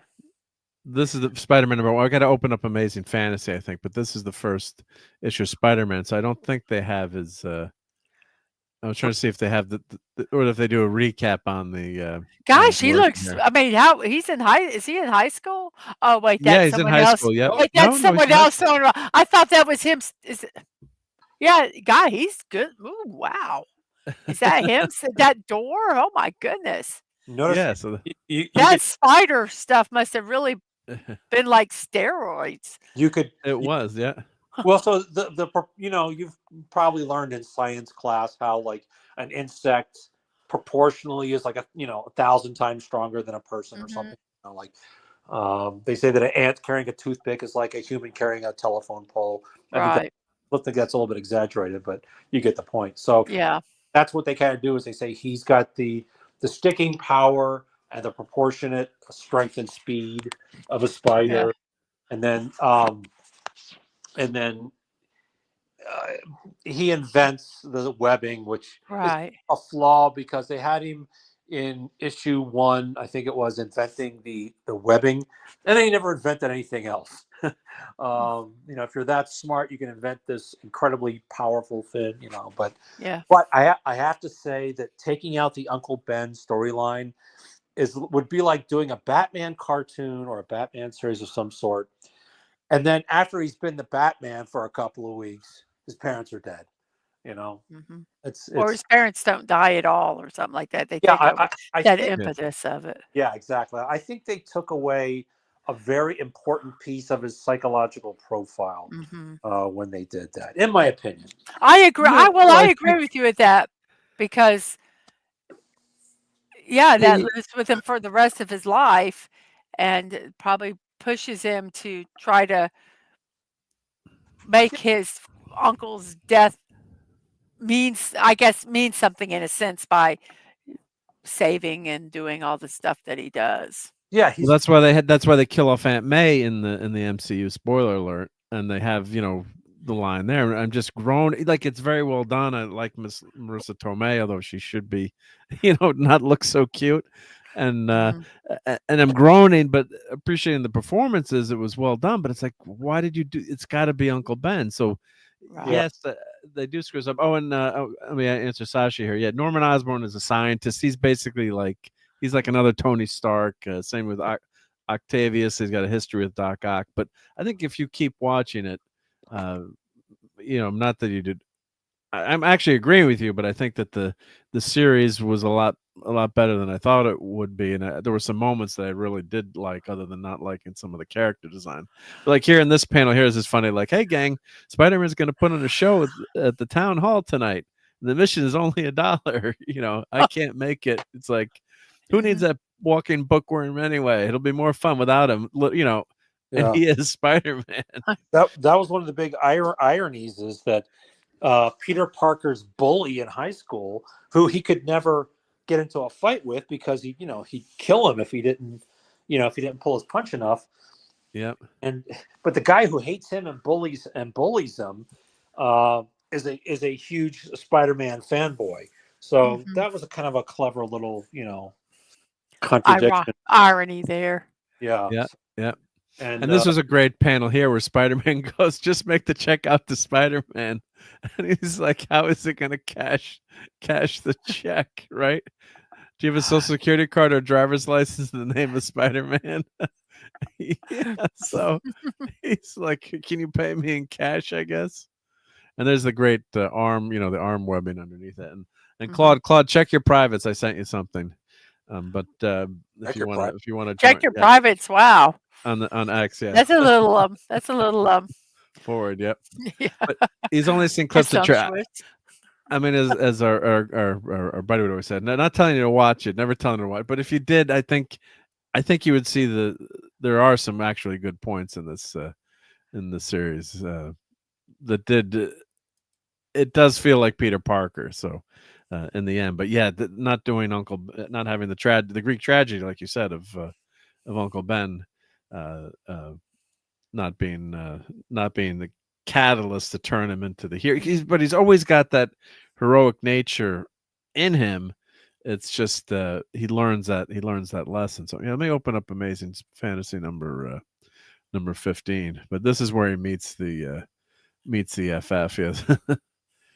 So this is part 3. He's helping save the satellite, saving Jameson's son. Yeah. This newspaper demands that Spider-Man be arrested and prosecuted. And yeah, does may have an OnlyFans? Yeah. And Brian said, yeah, Ben Parker was 15 to 20 years older than Richard Parker, Peter's dad, in the comics. So yeah, one time didn't they come back as clones with I think they were clones, right? And that was the Jackal had brought them back. Yep. Let's see if I've got Amazing Fantasy, because a certain website that I used to go to find things quickly is down for the count. But I did buy this. You could buy the CD of all Spider-Man's comics. Back isn't that neat? Yeah. So I'm trying to see if I do have Amazing Fantasy fit. Well, let's see if I do Amazing Fantasy 15. It's got to be up somewhere. I just want to show the origin, that lab experiment, the radioactive spider. Let's see images. I'm sure it'll pop up here. While he's looking, looking at that, Mrs. The first lines in the first Spider-Man comic, Amazing Fantasy 15, were, "Hey guys, we need another guy for the big dance this Saturday." I may not getting the words exactly right, but what about Parker over there? That bookworm, he wouldn't know a cha-cha from a waltz. That and the fact that all the guys are wearing ties to school really dates this as the early 60s. Yeah. Oh yeah. Or actually, I think if whoever drew it, I think they were thinking of their high school from the 50s, because I think by the 60s the ties were pretty much over. Right? Yeah. Oh, here we go. Here's I think here's Amazing Fantasy 15, which I have I have a lot of copies of this. I just don't want to pull it out of the basement. Yeah, not. But let me check the chat here, because I've been whenever I'm trying to find something, I miss everything. So, Phantom's in the house. He knows a slight little bit about comics. Just kidding. No, Phantom. Just a little. Great mind. And Lenrod, what's happening here? Hey, Lenrod. Yep, he knows everything. Yep. And Captain Infinity's in the house. Yep. Hey, Captain Infinity. And every time you say Uncle Ben, I think of the guy on the rice. Yeah, they got rid of now too, right? Yep. If someone who doesn't know Spider-Man watches and likes it, they'll never know Spider-Man. Great point, Claude. Great. That's a fantastic point. Yeah, but they, how can I explain it without you seeing it? But there are some good, nice Spidey moments, and I think they'll get to that. But yeah, so here's Amazing. This is number. Is this number? Well, yeah, the facsimile edition. Yep. So they start off with him as Spider-Man in this. Yep. But yeah, that's that line. Yeah, that's he wouldn't know a cha-cha from a waltz. There we go. Great, Steve Mitchum quoted that exactly right. Yep. He's the only professional wallflower. So yeah, and it turns out he finds out if only I'd stopped the burglar, where he lets this burglar run away, and he goes on to kill Uncle Ben. Yep, that's Captain Stacy. And this was meant to be a one-off too, because Amazing Fantasy was being canceled, and they just threw the story in here, and they didn't know it was gonna. Who would have known that Right. you created something so great? I mean, sometimes you think you've got something, but cooked your favorite breakfast, Petey, wheat cakes. Yep. I would not have minded if they didn't give her the gray hair and make her haggard, but just made her look older. I mean, she looks No, they like didn't a make her look older. teenage, like not a teenager, but like in her 30s or something. Yeah. But give her a little bit of wrinkles or, a little something, little dots on that they gave her. Yeah. At least even if they just gave her like crow's feet and laugh lines, just Yeah. to. Oh, and good night. Oh, Brogu's headed out. So good night, Brogu. And Good night, Brogu. yeah, let me know when you finish watching this what you think of it. But thank you for hanging out. And apologize, I'm behind on the chat. But take care, Brogu, and have a great week. Thank you. Remember, says this is the way. Yep. And Brian is saying, yeah, haven't been able to bring myself to sit down and watch it. My youngest man and my older mostly likes it. See, so yeah, got two different opinions in the same family. So here's this is where I want to get to with the experiment here. Yep. Look, there's a great new exhibit, the Science Hall tonight. Would anyone like to go with me? Science Hall, huh? You stick the science on. We'll take the chicks. Oh, goodness. Yes, for some. Being a teenager has many heartbreaking moments. Yeah, people not wanting to go to the science exhibit with me. Yeah. See you around, Bookworm. Give her regards to the Atom Smashers, Pete. And look, they're in the car without seat belts and convertible. This is very dangerous there. Yeah, she's not even sitting in the seat, man. No, yeah. Well, in the 50s and early to mid, maybe even all through the 70s, seatbelts were optional. Oh, I remember that there was 4 kids in our family, and my mom would take a pen for a kid. What are they called? Playpen, and wedge it between the back seat and the front seat, and put the babies in, and we'd go wherever we went. Right. We all survived. Yeah. Yep. Those days. Yeah.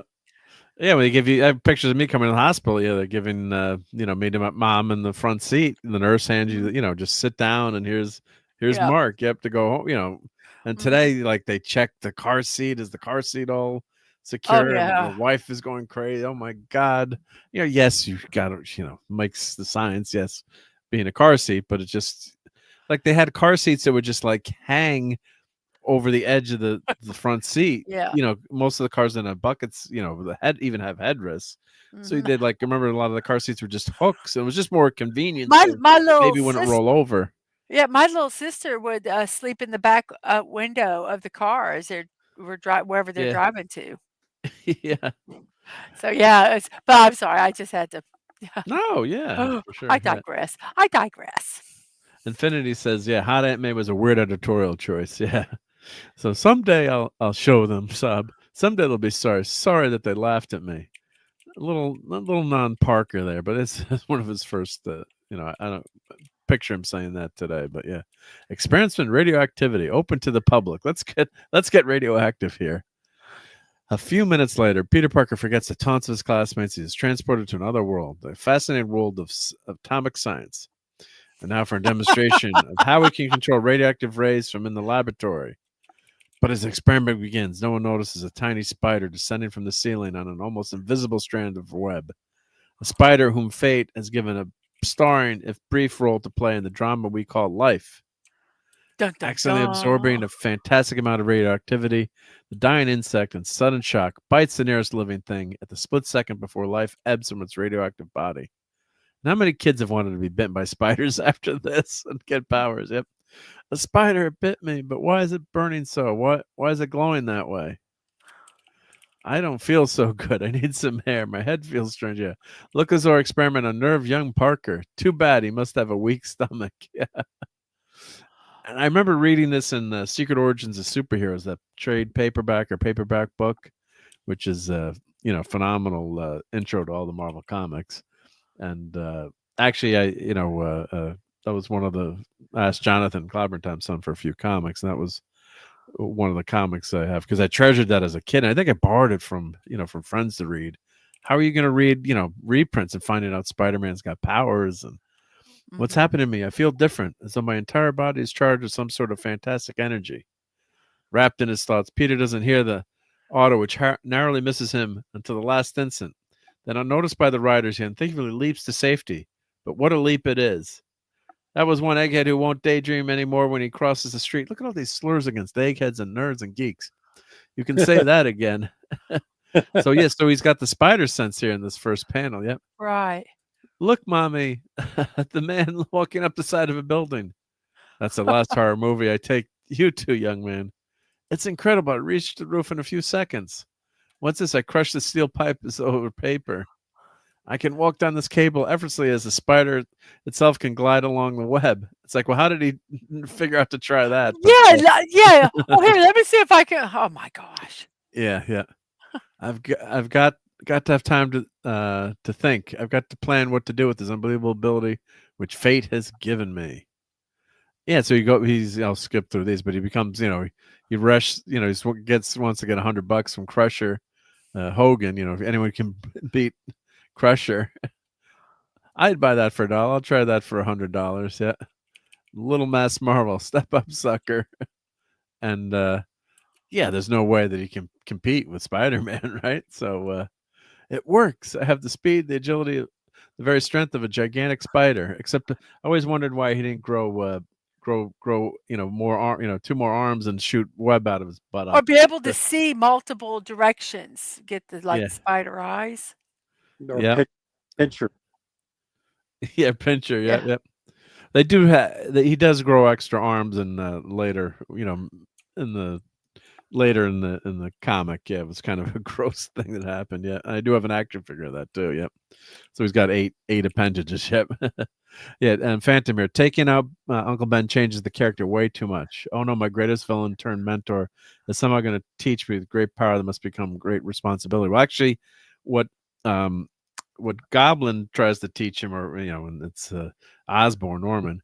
He says, "With great power comes great respect," and Peter rebels against that. So I agree, but there's things that I do like about it. So I'm not going to say that I that I didn't like the series, but I and the MCU has done that too. I really love Civil War as a movie, but I think we've all said that we hated the Iron Man storyline tied to Spider-Man and the lack of Ben's death and this happening. Yeah, so this is a great panel here. Put me down, you win. Yeah. Let's see this. Jonathan. Hey, Jonathan says, I talked to my local comic shop. Diamond is being auctioned off by the end of the month. They got a legal deal from them this week. Yes, there's going to be new comic book distributors. Yeah, so the fall of Diamond ends. Yeah. So it's just crazy. Yep. You're not human. Nobody can do that. Want to bet? So it's the greatest act I've ever seen. Yeah. So just a great setup here. I think he got cash on this one. Yep. So he develops the web shooters, which got a fantastic idea. Yep. So he's a genius too, so that makes sense. And he comes up with this costume. Like Steve said, yeah, there's no wrestling trunks. It's just the costume meets in the middle there. Yep. And Spider-Man without the dash there. Yep. So yep, that's Superman versus Spider-Man, the way they're spelled. Yep. Yeah, they didn't want to get sued. Yep. They looked at me for being a bookworm, but only a science major could have created a device like this. So don't ruin the ceiling. Wouldn't be able to hold that, but maybe it was really strong plaster back then. Yeah, I can wear my costume like underwear under my street clothes anywhere, right? Yeah. So part 2 is this is the crook here is this is the whole crux of the issue. Stop thief, and I'm safe now. That cop can never get down the lobby as fast as I can in this high-speed express elevator. Lucky that goon in a costume didn't stop me. What's with you, mister? All you had to do was trip him up or hold him for a minute. Sorry, pal. That's your job. I'm through being pushed around by anyone. From now on, I just look out for number one. That means me. So that becomes Yep. Then when he finds out that that's the criminal. No, this was this after the wrestling match? Yeah, this is after. And they stole the money or something. Yeah, Okay. so they're stealing the proceeds from Because I was wondering why are they not questioning this guy in this costume? But now I know why. Okay. Yeah, so the Days of Follow Spider becomes a sensation across the nation. Yep. So they do a lot in these panels, explaining a lot. Yep. Bad news, son. Your uncle has been shot, murdered. Uncle Ben dead? No, it can't be. Who did it? Who shot him? It was a burglar. Your uncle surprised him. But don't worry, lad. We've got him trapped. He's in the old Acme warehouse at the waterfront. We'll get him. Your dad was dead, but don't worry. We're gonna get. That's not that much of a. Yeah. Oh, yeah. I sure that was the 60s, right? Yeah. Yeah. Right. So, yeah. Yeah. Flash loves Spider-Man and bullies Peter. Meanwhile, he wants to be a hero like Spidey while bullying puny Parker. Flash, not the sharpest tool in the shed. Yep. But he does become a hero later, Flash, and he becomes a symbiote. He becomes the White Venom, or becomes another with the symbiote. He gets hurt fighting.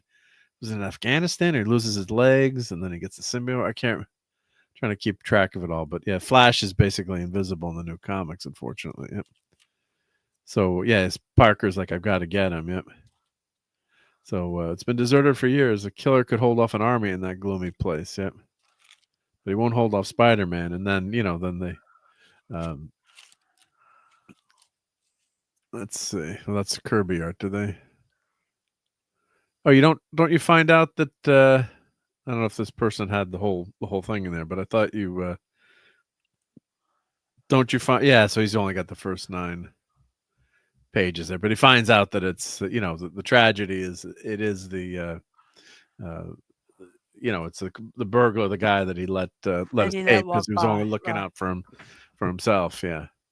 So but simple storytelling, a lot. It's a early. What was that? 60. What was Spider-Man? 63 or 64? I thought it was 62, but it might be 62. 62. But early 60s. We'll cut CYA's ourselves, but yeah. So simple but really hitting the mark there. The classic tragedy. So, but. Yeah, I think that go watch it if you go watch it and let me know what you think. Yep, yeah. Cool. Oh, that story was heavily reworked by Kirby and Ditko. As the original story, Peter found a magic ring and had 6 arms as Spider-Man. Kirby and Ditko decided radioactive spider was the way to go. Yep. Interesting. Oh, okay. Very cool. That's cool to know. Yep. And I won't put Lenrod's comic up, but she's got a lot. She's stacked with a lot of books, I guess. Yep. Carrying a bit heavy stack of books. Yep. Amazing Fantasy 15 came out in 62. 62. Thank you. Okay. Yep. So 63 years old. Wow. Yeah. Looks great for age. No, it does. Yeah. So, yeah, remember bitten by radioactive creature. Don't seek mental help. Don't tell anyone. LOL. Yeah, always go see a medical professional if you've been bitten by a radioactive spider. Yep. Or any spider for that matter. Usually, especially if it hurt it feels like it's burning. I think I'll go home and take an aspirin. Yeah, put some lotion on that. Yep, yeah. Yep. Oh, and here's the other thing I didn't like too, where they race swapped and gender swapped Kurt Connors to Connor. Dr. What do they call Carla Connors? I think. The character's fine. The character's written okay, but it's like, why are you doing this? But I guess they're trying to show it's an alternate universe. It's not tied to the MCU at all.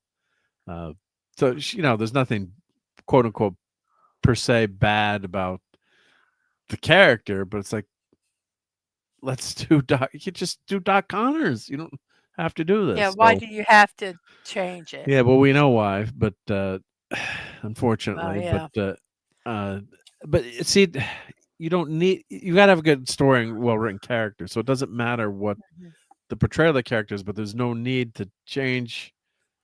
Don't change our character, right? Don't don't just go with the original, right? Just go with the original. It's fine. It's okay.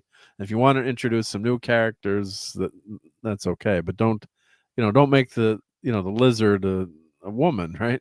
So if you didn't create the character, you don't have the right to change it. Yeah, it was somebody else's ideas and somebody else's artistic vision. Just because you're currently employed with the company and that person is deceased doesn't mean that you have the. Yeah, I mean, If you want something different, then write something original. The problem is they know that they can't write anything anybody's going to buy, so the thing is, repaint you're right. The car.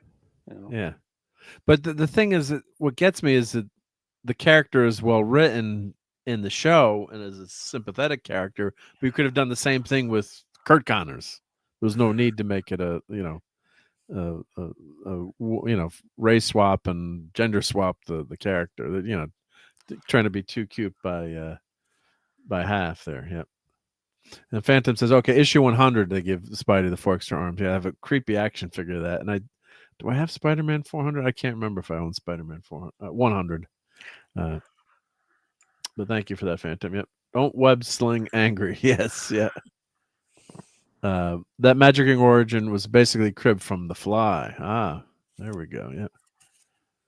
Yes, looks like two of the Len Run relationship to the stacked books. Yep. Yeah. And it says he was supposed to be finding his neighbor's attic. I'm thinking Stan was going to the niece of that neighbor. Will also find a ring, Spider Girl. Yeah, I think they had planned out a Spider Girl as well at one point. Remember? Yep. Yeah, Leonard. Yep. She's Kurt Connors the lizard, but as a woman. Yep. Yep. So Carla Connors. Yep. Carla Connor. Yep. I think. Yep. So they got a hot, they have a hot Aunt May. They have, yeah. And his origin, I did love the way the Doctor Strange looked. Great job with looking like Steve Ditko, and would have drawn him. And of course, but he opens up another dimension. These spider creatures. So like one of the, I don't know why there was like a little spider bug that comes through, and it bites him, and that's how he gets his power. So here I'm just gonna flip through that. Just so let's see if they show her getting her. They probably show him getting the bite here from So there's like the spider that's there, and it bites him, and it's a blue spider, not red. Yeah, I guess they show. Then he passes out. Yeah, so there's Aunt May there. Yeah. That's in the show. Yeah, so that's just the teaser, so they're not showing much there. But, yep. And hail to Donnie. Thank you for coming by, Donnie. And Donnie says, hello, Mrs. Maddie's daddy and dad, men and all. Hope everyone's well. Passing Bob Orkey, Michelle Gartenberg, Gene Hackman, and David Johansen. Yeah, we got to get out of this place. Yep, I love that song by David Johansen. What a career! And he was actually on Saturday Night Live for many years as part of the with his band. Very cool guy. And I guess Michelle Gartenberg had liver transplant. Mm-hmm. Yes. She was on Buffy the Vampire Slayer. Probably her most famous role. I'm assuming. Right. Didn't Roberta Flack pass away this weekend? And Roberta Flack passed away earlier as well. Yep. And Bob Orkey, who worked on Star Trek 2009, and I've read that he was a real super duper Trekkie among among those guys. So died way too young. He was born in here. Let's share my screen here. Let's check his bio. So yeah, we're not a fan of the 2009 movie, but yeah, way too young to die. I don't know what. How old was he? What, 50? 50 He's years born in old. 73. So yeah, so 49, actually 49. way It too was young. his Good. 50th birthday this year. Wow. Yeah. So yeah, but it was Hercules: The Legendary Journeys, Xena Warrior Princess. Oh god, that was great TV back then. Hmm. And he created Fringe with J.J. Abrams. The Fringe was pretty good show. I did like Fringe. I didn't finish watching it. Yep. Friends was good. Sleepy Hollow was good too. Yeah. Let's see, and then The Island. It was all right. It wasn't great. Never Scarlett watched Johansson. It was kind of a Logan's Run clone ripoff. Yep. So yeah. So I went Transformers, but then of course Mission Impossible, but Star Trek and Star Trek Into Dumbness, horrible movies. But did they say what was it Cancer again? I'm not sure, but Star Trek reboot, and he broke up. I guess they had a fight with Kurtzman. Let's see, he was married to Melissa Blake. Oh, kidney disease. Oh goodness. Kidney disease, but yeah, anyone that dies that young, it's very sad. Yeah. Oh, Hawaii. He worked on Hawaii 5-0, I guess. So yeah, did have quite the resume, but yep, passed from kidney disease. Yep, sad. Yeah, very sad. Yeah. So we lost him, and of course Gene Hackman. We did want to talk about Gene Hackman tonight. I wanted to clip some Gene Hackman from Superman. I didn't get a chance. They still don't know what really has happened there. It's a weird situation. Yeah, very, very sad. They said that he did an interview that he was terrified of dying. Yeah, I did read that. Yep. And they've ruled out a gas leak or they did. There was no carbon monoxide in their system. Yeah, because that's what I've initially thought of. It's so common. Everyone, please, if you don't have a carbon monoxide detector, although this wasn't the cause there, make sure you have a smoke. This is my Eagle Scout, Boy Scout side talking.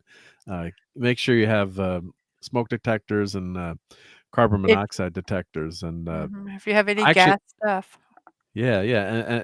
Anything gas. And actually, I have a small one, and I'm Mr. Paranoid. Sometimes I actually have a battery one, and I forget to bring it, but I brought it on trips sometimes too, because you go to a hotel, or people have been killed. I remember sleeping in hotels and like next to the pool or whatever, and something. So they're pretty darn cheap, and then make sure your batteries are changed. Right.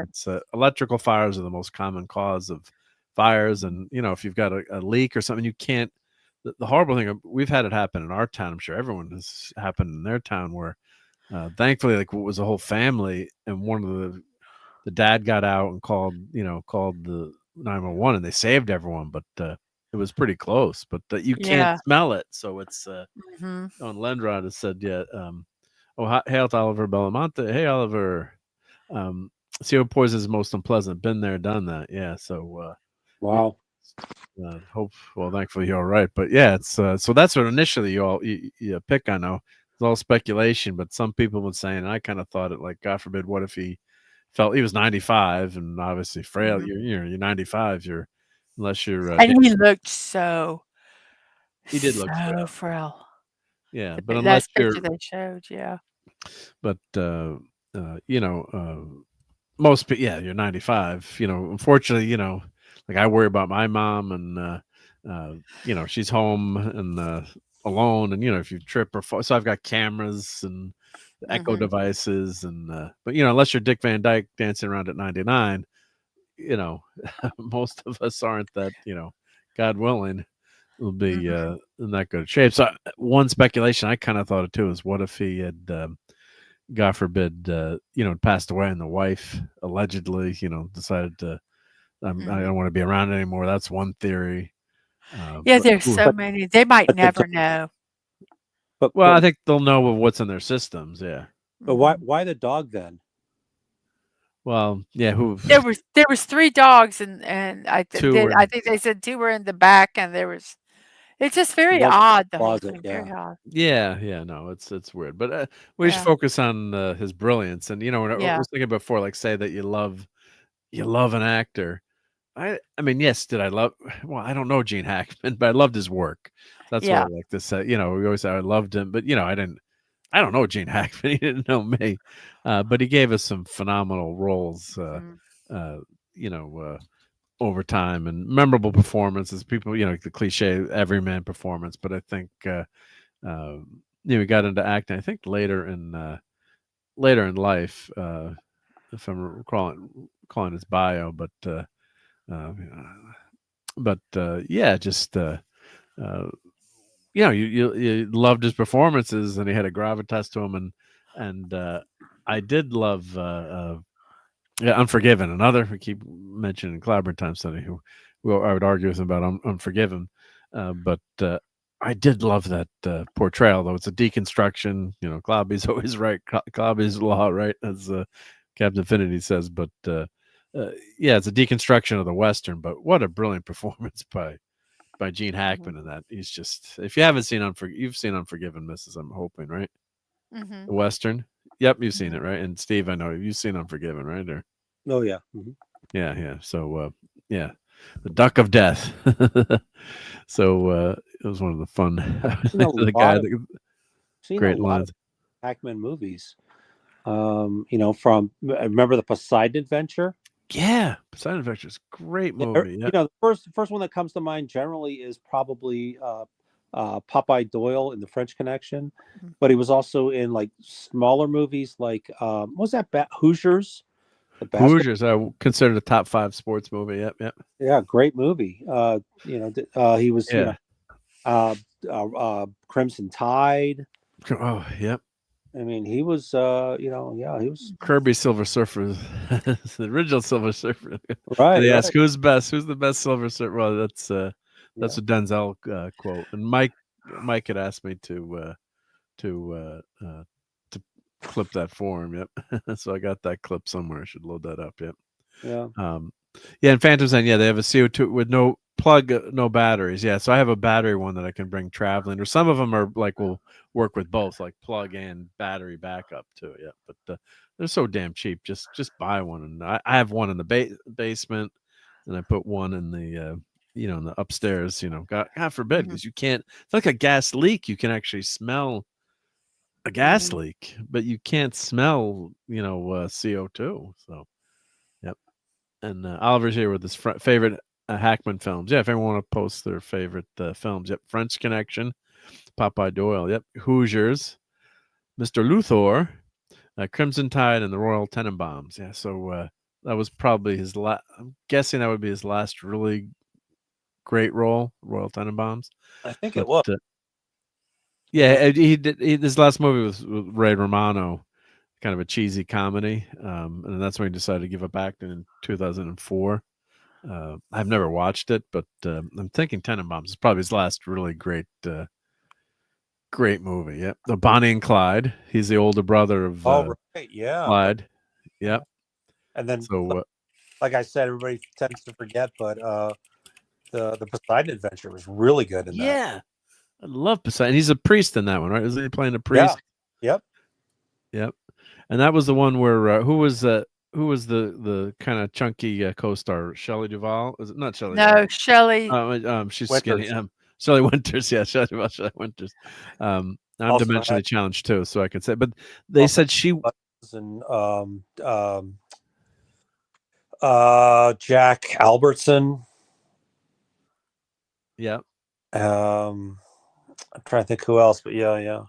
It was but he was complaining to her about she wanted to do all the underwater scenes herself to make it look realistic, and it took tons of takes. It was horrible to go through. Kind of probably like filming Titanic. And then in the end, he said, "Yeah, she was right. She was right to go make it look more realistic to go through it that way, and she was determined to do all the swimming swimming herself. Yep. Yeah, and Loose Cannons. I haven't seen that, but I found that online. I got to watch that with Dan Aykroyd. And Aykroyd had a quote about it, like we started a not so good movie, and everyone was commenting, "Oh, we loved you together in that movie." And Action Com mentions one of my favorite all-time movies, Uncommon Valor. We're gonna do that on Toxic Tuesday eventually. And God, what a great movie! Heartbreaking Vietnam rescue story. And as he said, the movie that kicked off a bunch of rescue Vietnam POW movies. But man, that scene where they finally there's a kid that's trying to is on the team trying to find rescue someone, I believe, and they're picking on him mercilessly, and I think it's his father that's is his father they're trying to rescue, or they find out his dad was a Vietnam vet. But it was just a great scene, and Hackman's phenomenal. God, I'm butchering that recap, but it's just a great. I said 10 movie. years after his son went MIA in Vietnam, U.S. Marine retired Colonel Jason Rhodes assembles a private rescue team to find Americans held in POW camps in Laos. Yep. Is the synopsis for that. Thank you. Yeah. So, but one of the kids on the team, the youngest kid on the team, is getting picked on. There's a moment when everything. It's like when this background of the character, but the other guys don't know. Once they find out his background, they accept it. And someone will help me out in the chat too. But which is better, Unforgiven or The Quick and the Dead? Quick and the Dead is more fun. It's got some darn cute ladies in The Quick and the Dead, right? I would say Unforgiven for me is a better movie, but they're different. Different movies. We got Sharon Stone and a lot more. Yeah, it's a lot more serious. Yeah. It's a heavy movie. Whereas Quick and the Dead was it kind of all like straddles the line on almost being a comedy, at least in parts of it. So yeah. Mark, I am going to, since I have the floor here, I'm going to go ahead and bow out for the night. 5 o'clock comes pretty early. So yep. It's 5 o'clock somewhere, Are you saying I should start drinking? That's usually that line. No, don't drink before bed. I hear it's not so good. Yep. Yeah. So y'all carry on. You still have Mrs. there to thankfully. Yep. I'm in good hands. Yeah. So you guys have a good night. Everybody in the chat, have a great night. And next week I'll have Maddie, but I'll listen in if I can. Awesome. Yep. Say hi to Maddie. Hope she's feeling a lot better. And we got to play your outro here for you. So yep. Thank you, Steve. And you can find out who all the Oscar winners after, since I've kept you from watching the Oscars. I know you're devastated. So. Oh yeah, I'm just I can't wait to find out who was. I haven't watched the Oscars. I didn't even know they existed. I mean, I didn't even know they were now. Right? They are tonight. Yep. Yeah. I didn't either, and I think I'd rather watch the credits. So have a good night. Jonathan, good night. Yep. And Jonathan Conroy said, thank you for being here, Jonathan. Smash that like button on the way out, and we'll catch you next week. And have a great week. And this is for Steve.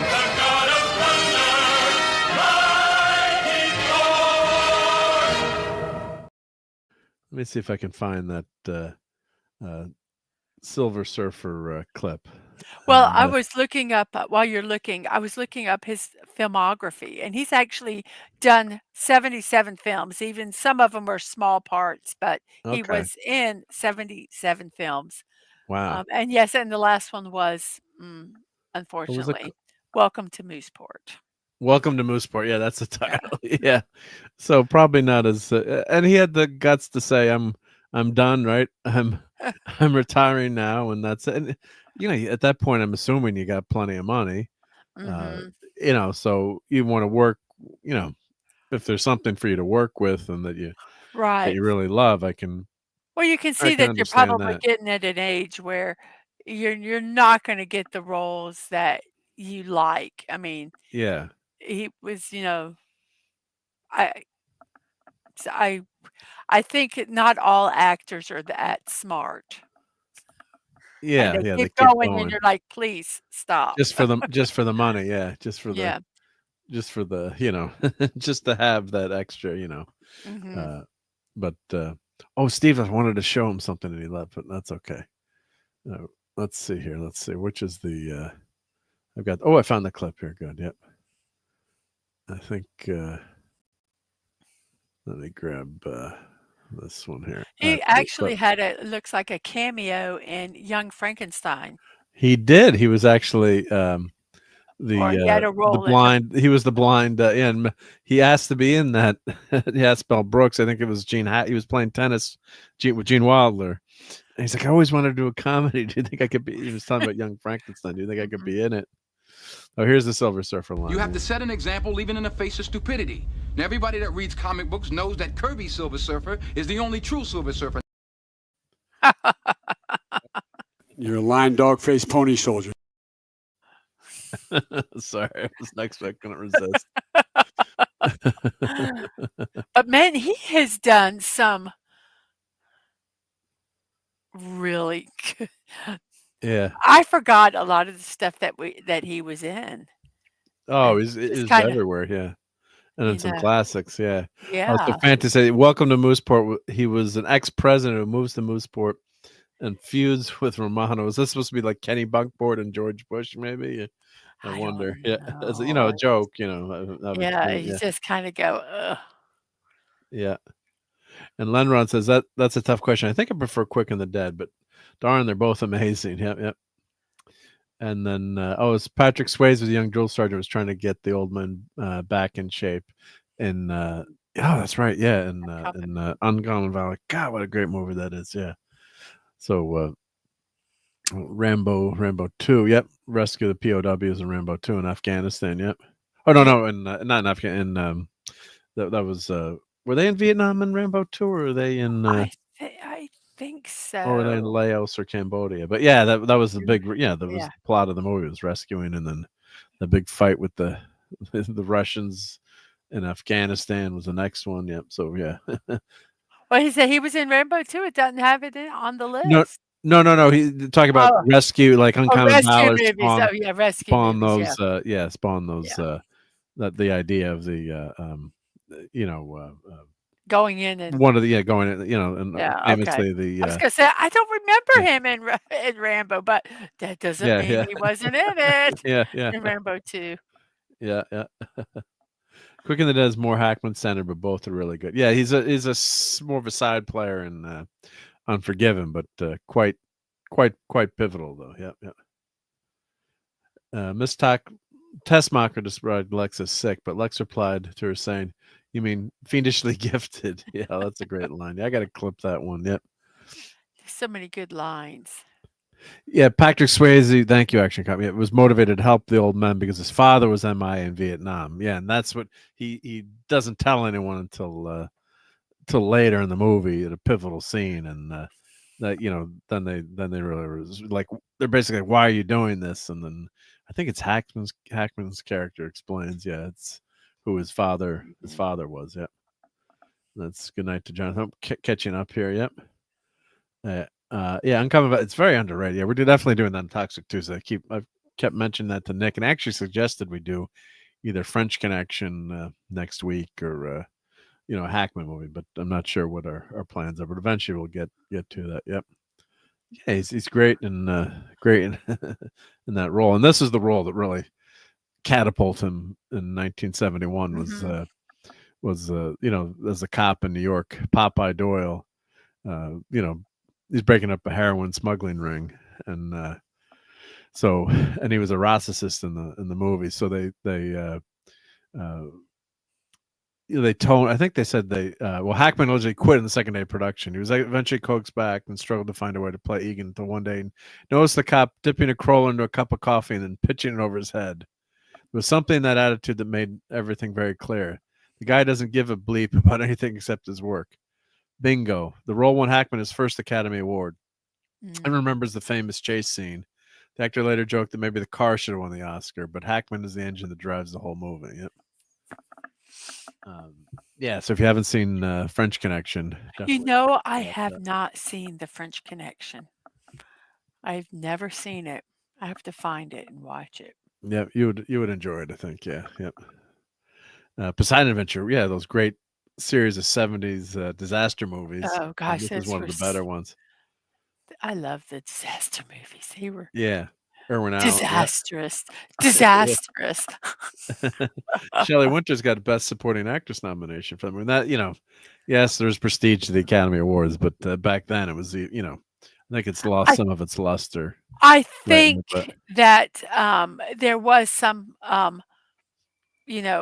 politicking to get people in it, but I think it was probably a little more, the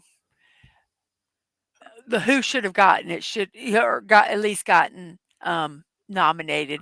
Sometimes the voting who gets it. yeah, I'm sure it was always political in a way. There's But yeah. always, because they always put the big ads out in the paper, and Yeah. and sometimes if there's a movie that is fantastic that aired in the beginning of the year or the beginning of whatever their year, well, I guess it'd be the beginning of the year.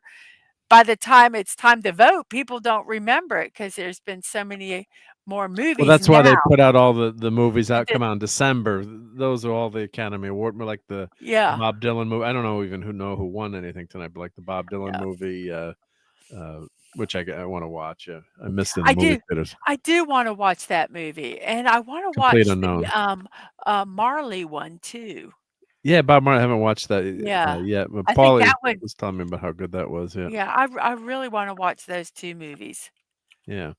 We'll look up Oscar winners. We can do. Yeah, you can look that up for me. And RobAltis, hail RobAltis. Yep. And Oliver says, yeah, Gene Hackman played the everyman actor in all his film roles. He can play either the hero, villain, or anti-hero. Yeah, he's not typecast in any which way, which is amazing. Yep. Okay, have you ever heard of the movie Anora? Anora, only because it was nominated for an Academy Award. It won. Is it anonymous? Okay, yeah, because the other one couldn't win because the actress said so many horrible things they found on her old tweets. But that has nothing to do with the movie. Yeah, but they decided that movie was persona non grata after they finding those horrible tweeties. So, Yeah. And the actress was knocked out too. I'm assuming that Right. she didn't win Best Actress either. Then I don't know what it was. what's but Anora about? I forgot. I have now. no idea. I have no. I'm looking at these movies. I'm going, okay. I know Doom Part 2, and Wicked, and there's no way I'm going to watch Wicked. So any of those other movies, I really don't know what they're about. No one cares. Yeah, well, that's why they tried to, when Lord of the Rings won, they're trying to pick something popular. It's supposed to give like a boost to the movies. But did they add A young escort, Anora, a romantic comedy drama, focusing on the tumultuous relationship between a stripper named Anora and the son of a Russian oligarch. Oh, yeah, well. Okay. All right. Makes me not want to see it. Yeah. But it's a totally unknown movie. Of course, most movies are sequels, so I'll give it at least it's an original story, not based on a Marvel property. So the best actress was from Anora. The best director was from Anora. The best actor was The Brutalist from Adrian Brody. Okay, Adrian Brody's a good actor. Yeah. I haven't seen that movie yet either. Supporting actor Kieran Culkin in A Real Pain. Oh, that was a movie I trashed a month ago. Yep, it was a great performance. That's Macaulay Culkin's brother. So that's a movie. It's like the two, their cousins, and was it their grandmother that died, and they go on a trip to go see her house in I believe it's Poland, and it's basically a trip, but it's the backdrop of the Holocaust tour, so they can see what the relatives experience. And like as a TV movie, like he's great in it, but he's an annoying character. He is a real pain. Right. He is a very good excellent actor. So I guess if you're rating performance versus the movie, and that's the movie's not bad, it just didn't. He's just so damn annoying. So he accomplished that, and it's it's an interesting piece in terms of what that journey they go through, and the tragedy and the horror, and there are some good moments, but he's just so annoying. It's just that he did the character really well. Yeah, he did the character too well. Yep. Supporting actor. Phantom. Oh, I just read this. Phantom says one role that Hackman was offered was Mike Brady. Oh, could you imagine Hackman as Mike Brady? Studio didn't want him, but then Hackman did the French Connection. I wonder if he regretted not being Mike Brady. LOL. Yeah. I don't think damn! So. Yeah. Because back then you either a TV actor for the most part or a movie actor. Crossover. Typically, I mean, there's exceptions obviously to every rule, but it was considered looking down if they looked down, quote unquote, you're just a TV actor, Yeah, it was. Yeah. TV actors were not. You had stage actors, and then you had movie actors, and then you had TV actors. The hierarchy. Okay. Yeah. Now it doesn't matter. Doesn't matter. Yeah. And there's really there's not that many huge stars anymore either. Yep. No. Other than Tom Cruise, but he's not huge. But that was a joke for Mike. I'm huge, unfortunately. He's a little actor. Yeah. Loose Cannon said, interesting post theatrical story. Someone found some frames of the movie in a garbage dump. Since the frames depicted a murder, the police were called. Then they traced it to the movie. Yeah. Oh my! That's funny. Then I told them to leave the movie in the trash. Yeah. Can you imagine? Yeah, found footage. It's a murder. That is too funny. Yeah. Oh my gosh, that's funny. And Leonard says, so many disaster movies in the 70s. LOL. Yeah. Yeah, I remember watching Earthquake and a big tonight. Earthquake will be simulcast on 101.5 FM. Listen to it on your stereo with which was the surround sound. Well, there was no surround sound. Just you could listen. No, that's what I'm saying. It would be surround sound. Yeah, so you could. Yeah, so you could. You could get your great. Because back then most you didn't have that connection with the TV. Didn't. I don't think TVs had, maybe they had headphone jacks, maybe, but no one had their TVs connected to stereos back then. And, I was the guy that would take my boombox around. We went to watch a movie and have RCA plugs and plug it into my friends' VCR. They're like, oh man, this sounds so great. How do because we watch a movie and you have the little tinny TV speaker and it always drove me crazy, horrible audio. So I was that guy, but until you had VCRs, it wasn't, easy. Then TV, then of course later, even the CRT TVs, you started getting stereos with them with right, HDMI, right, or they had connection wasn't HDMI, it was composite connection with 3 colors for the video. So there were 3 signals for the video: red, green, and blue were the cables, and then you had the red and white for the audio. I think so. Yeah. Well, the best animated film. What won that? It was from Latvia, their first Oscar win ever, and it was for a movie called Flow. And that movie, the cat movie. The cat movie. Cat is a solitary animal, but as his home is devastated by a great flood, he finds refuge on a boat populated by various species: a cat, a dog, capybara, secretary bird, and ring-tailed lemur. Oh. And there's no dialogue. Has anyone in the chat seen that? That kind of reminds me of, you remember that show Primal? I think it was called Primal. Yeah, I haven't watched it, but Nick Weiser loved that. Did you like it? It's amazing. Yes. Yeah, I got that's on the list to watch. Amazing. Yeah. Yes. I might have to watch this one. It might be the only Oscar winner that you watch it. See if we can find. I need to write in the it chat. down. In the chat, let us know if anyone has seen Flow, and not to be confused with the waitress. Kiss My Grits. It's not Kiss My Grits. No. And Dumb and Dumber. Hey, Flow. Yeah.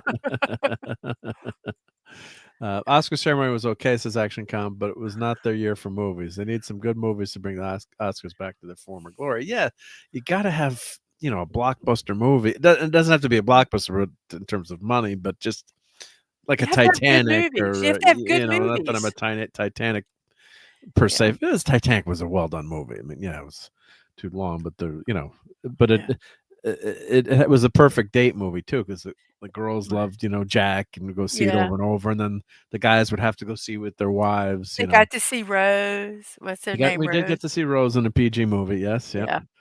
But I just look at him and I'm going, they just don't mean none of the movies grab me. Not just the ones that are in the Oscars, but it's been there's just really been just nothing that's gone, wow, I've got to go see this. Yeah, You yeah, know. nothing, yeah. No, I agree. And, I agree. Yeah. And Wild Robot. I want to see the Wild Robot too. I actually wanted to see that in the theater, but it kind of Yeah, I haven't seen that. No. it kind of was there and gone. It was I never really had the opportunity to go see that one.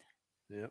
And the short movie, I'm Not a Robot, comedy about a woman who thinks she's a robot because she flunked a bot test during logging. Yeah, I get upset with those tests sometimes when I'm too slow at them. I'm like, does this mean I'm stupid? Or they're like, click all the squares that have a bike or a traffic light, and you click them all, but there's one way in the back that's like a quarter-inch tall, and you don't click it, and you got to keep clicking and clicking. Yeah, you're going crazy. Yeah. I just want to check my 3D print if it's still going. Let's see here. Oh, okay. Oh, it finished. I was printing this for my friend. I'm not a Buffalo Bills fan, but I'm printing that for. I printed one. I'm doing another one. So it's a Buffalo Bills light box. So you put the LEDs in here. Right. And, that's so. My printer has been not printing. I had so many problems, so many hours of problems printing, and it turned out it was the problem was there's a little spring in behind the machine. This the Bamboo Labs printer. I got to post a short on it. There's a little device that feeds the filament in the back, and sometimes you get clogs, like the film, like if you have old filament or something, it breaks and the piece got stuck. So I had to take something apart. And there's a little teeny magnet in there looks like the letter I. It's like a thin, long magnet. Gosh. And there's a red dot on it, but it was magnetic. So you open the thing up to fix it, and it flipped out. I'm like, well, which way does the dot go? But I'm like, did it really matter? Like, I didn't think of it. Like, oh, well, who cares? Like, I noticed the dot. Really matter, as the engineer, I'm like, ended up. So like the other couple of days ago, I spent like 4 or 5 hours. I took the extruder out, which is all the pieces in here. Right. Changed everything, put a new one in, took it apart, cleaned it, did all this stuff, troubleshooting all these things. And it was that little piece that was upside down? Yeah, so I finally looked in a you go in a form. I'm like, well, how am I gonna, like, it's got this AMS unit that tries to feed. I'm sorry. Well, this will only take like another minute. We're away from the Academy Awards, but which is fine. Oh no! That was pretty much it. There was nothing else worth talking about. Those are the big winners. Yeah.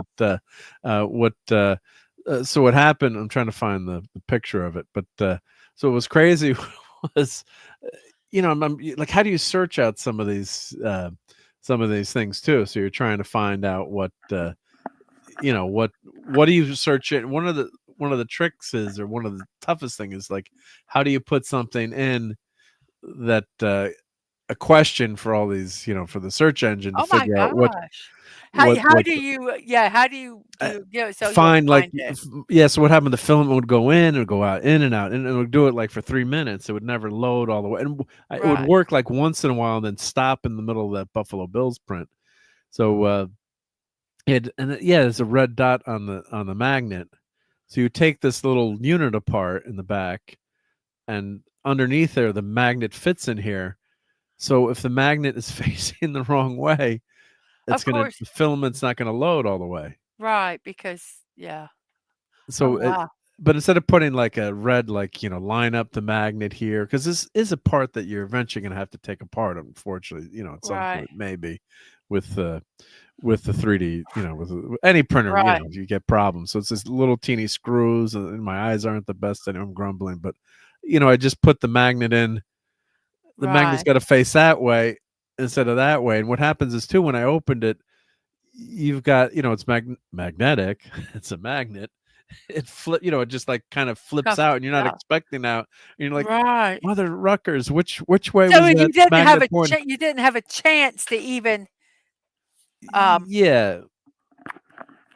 I didn't, and I should have Googled it at this point, like, what way does the magnet fit, or if what I did put, I painted like a red dot, so I Yep. remember which way the magnet goes. Yep.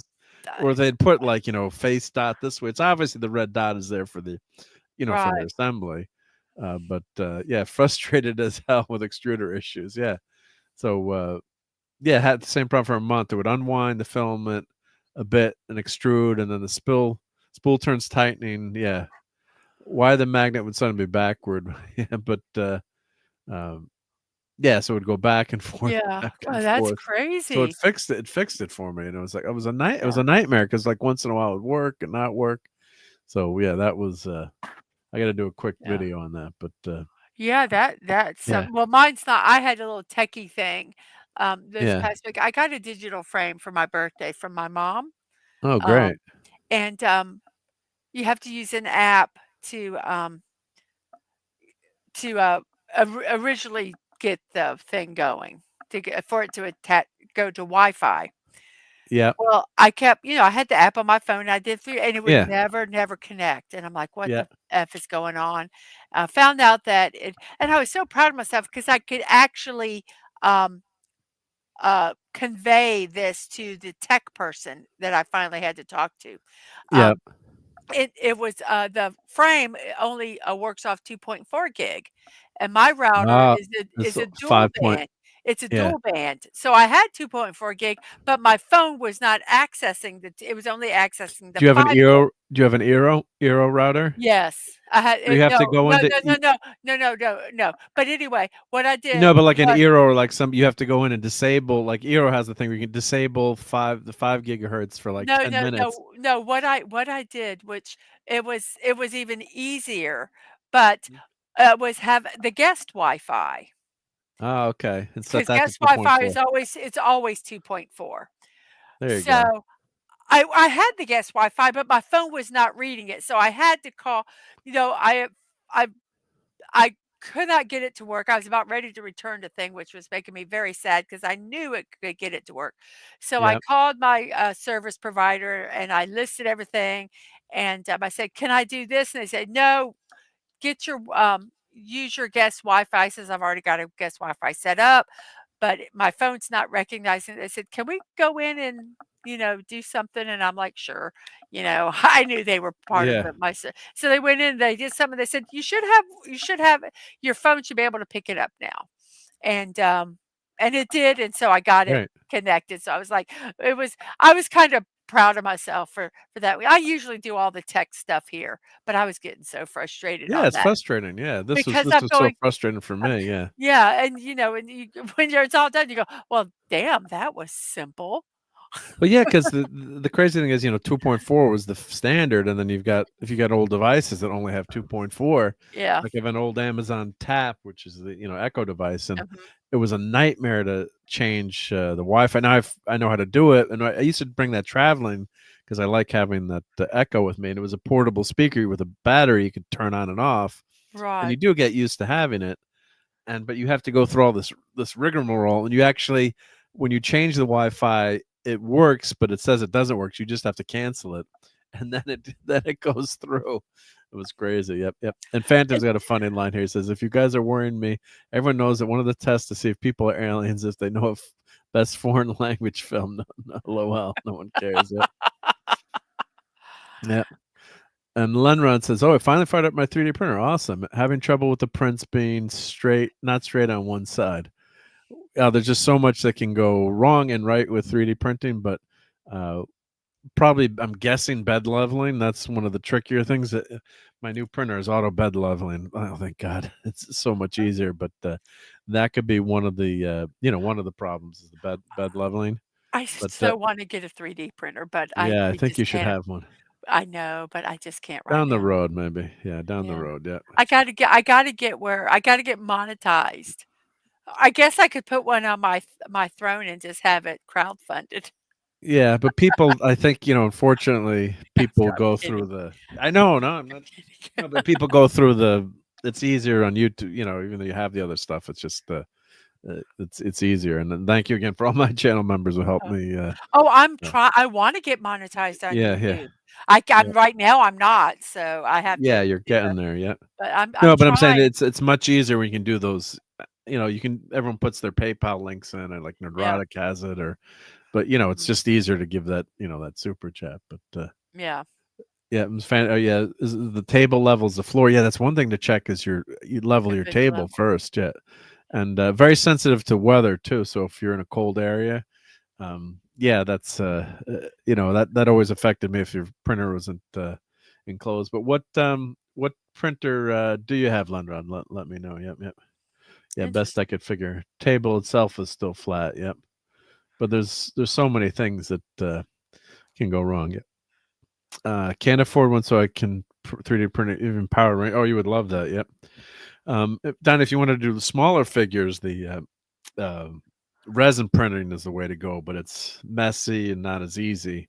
But yeah, there's some 3D print. The prices are coming down now, so and the quality goes up too. So for about $250, you can get it. That's a lot of money, but $250 you can get a decent one. Yep. Right.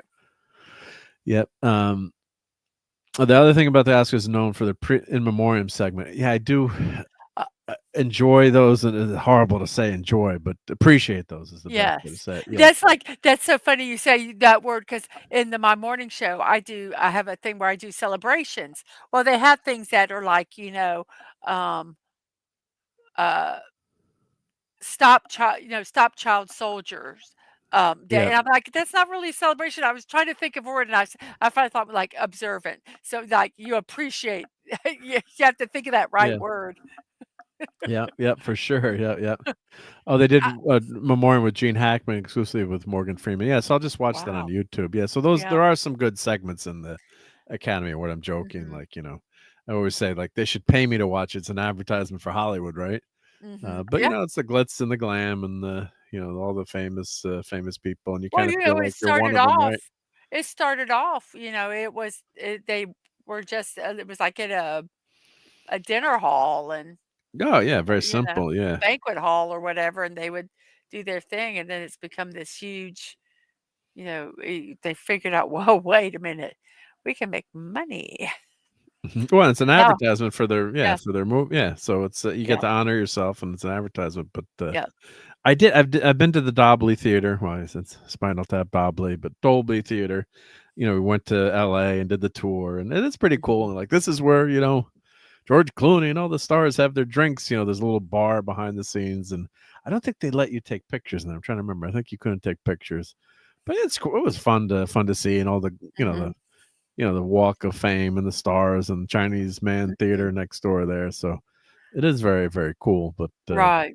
Yeah, I just don't like it when everyone's just so damn political today. Like I always mention George Takei's Twitter.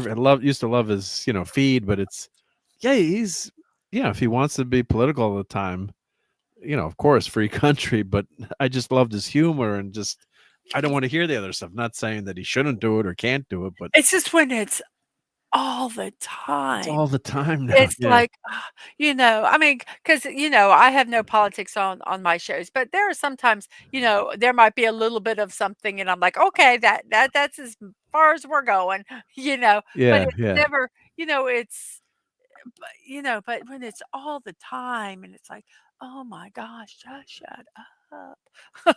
Yeah. No, that's for sure. Yep. And Shelley Duvall passed away too. Yeah, so they did a separate yeah. montage.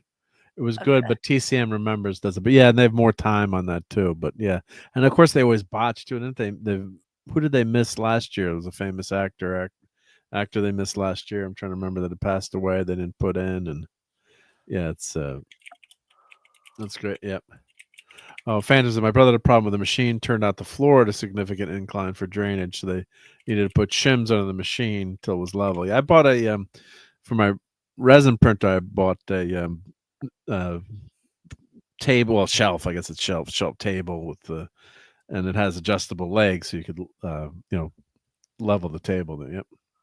And TZ Burton's here. Hey TZ. And sub to your old toys. Yep.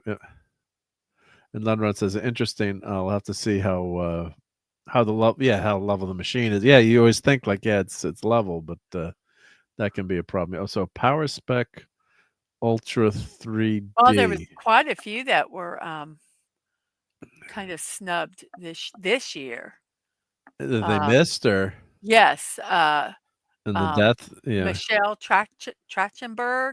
Oh, they didn't Was mention not her. mentioned. Tony Todd and Candyman. He wasn't mentioned. Oh, and he Shannon was Worf's Doherty. brother. They didn't mention Shannon Doherty. And Bernard Hill in Lord of the Rings, and Olivia Hussey. Wow, that's. I mean, aren't they just showing pictures of people? Those are pretty. Some of those are pretty. Like, yeah, Sharon Doherty is very big. I mean, huge actress. 90210. But I can't imagine that. My guess is did they limited just know. TV, or is it? But Olivia Hussey did movies. Yeah. Lord of the Rings. Bernard Hill was movies. Yeah. Shannon Doherty was in Heathers. She was in the movie. All of them were in movies. Trachtenberg, her first movie was Harriet the Spy. Yeah, that's strange. Yeah, you just put the picture in too. Damn it, and that's recent. Yeah. Unless you find an article that lists the quote unquote snubs, I guess, or the. I looked. I was actually looking for last year's, but they showed this year's. So I was like, oh my gosh. There was someone last year. I remember there was a big controversy. I know. I was trying to find it. I can't remember. But here's Lenron's printer. Yep, PowerSpec Ultra 3D printer review. Somewhat popular, and here's everything we found out about it. Spoiler alert: we didn't like it. Boo! You don't like it. Low specs printer. Yep. There's too much wrong with it to warrant the time of a beginner, but a veteran with a penchant for modding may find a lot of pleasure in this far from ideal yet potentially excellent printer. So it's a pretty big printer. The best way to do it is just Google this printer, like in YouTube videos with difficulty printing. And let's see, does it have an automatic bed leveling? It's a Core XY printer. So typically these printers are better printers in terms of printing correctly and making life easier. I would use there's a bunch. I wouldn't use the slicer that comes with. If you can, I would either use Cure you can use, or what's the current print slicer that's popular today? Open source. I use you can use let's see, printer slicer. 3D printer portion of the show tonight. Ultimator Cure. So Cure is very popular. Prusa slicer you could use, and what was the other? Well, Lychee slicer you can use too. Cure is probably the most popular, I'm guessing. And then there's open source slicer that Bamboo Labs and Prusa is based on, is Slicer 3. And Linux, your computer stuff, but I'm trying to. The name is escaping me now. That's open source and Prusa Labs copied. But yeah, that could be part of the problem. Could be the slicer too. Let's see, what's the kicker? We'll skip to the kicker at the end there. But yeah, it's tricky. That's why I love this Bamboo Labs, because apart from the problem with the magnet, it's just they're trying to make it easier, like a kitchen appliance, where it's much easier to do, and just send your print to the printer and prints. Yep. So let's see. Hard to recommend due to the myriad issues it coughs up out of the box. The wavering print quality and sensitive troubleshooting make for a stressful experience that it's odds with the ethos of 3D printing is an innovative and enjoyable pursuit. However, it may suit a veteran who can grab one at a bargain price and is willing to tinker with mods and upgrades. So, yep, not a great review, unfortunately. So, but I wish you luck, and yeah, hopefully, if you didn't get it for a lot of money, hopefully you can get it working. But usually there's forums and things on the interwebs where you can find something to help you with. Like I found that solution to my problem, but it's not always easy, especially if the printer has inherent problems too. That makes it a lot tougher. Yep. Hollywood Boulevard is a dump now, full of homeless and criminals. I live 15 minutes from downtown. So yeah, so it's not a good. Of course, for the Academy Awards, things are cleaned up. I'm sure. Yep, yep. Some of the ones from last year that they said that they were like, they say they were regulated to a fine print reference at the end. Lance Reddick, Treat Williams, Frederick Forrest, Burt Young from Rocky. Oh yeah, Burt Young. They didn't mention. Yep. He was in a fine print reference at the end. Wow. Some that were also David McCallum, Pello Taviani. I don't know who he is. But yeah, there are quite a few. That's It's like, interesting. Yeah, yeah. And Donnie is Donnie is yeah. mentioning some new Power Rangers figures.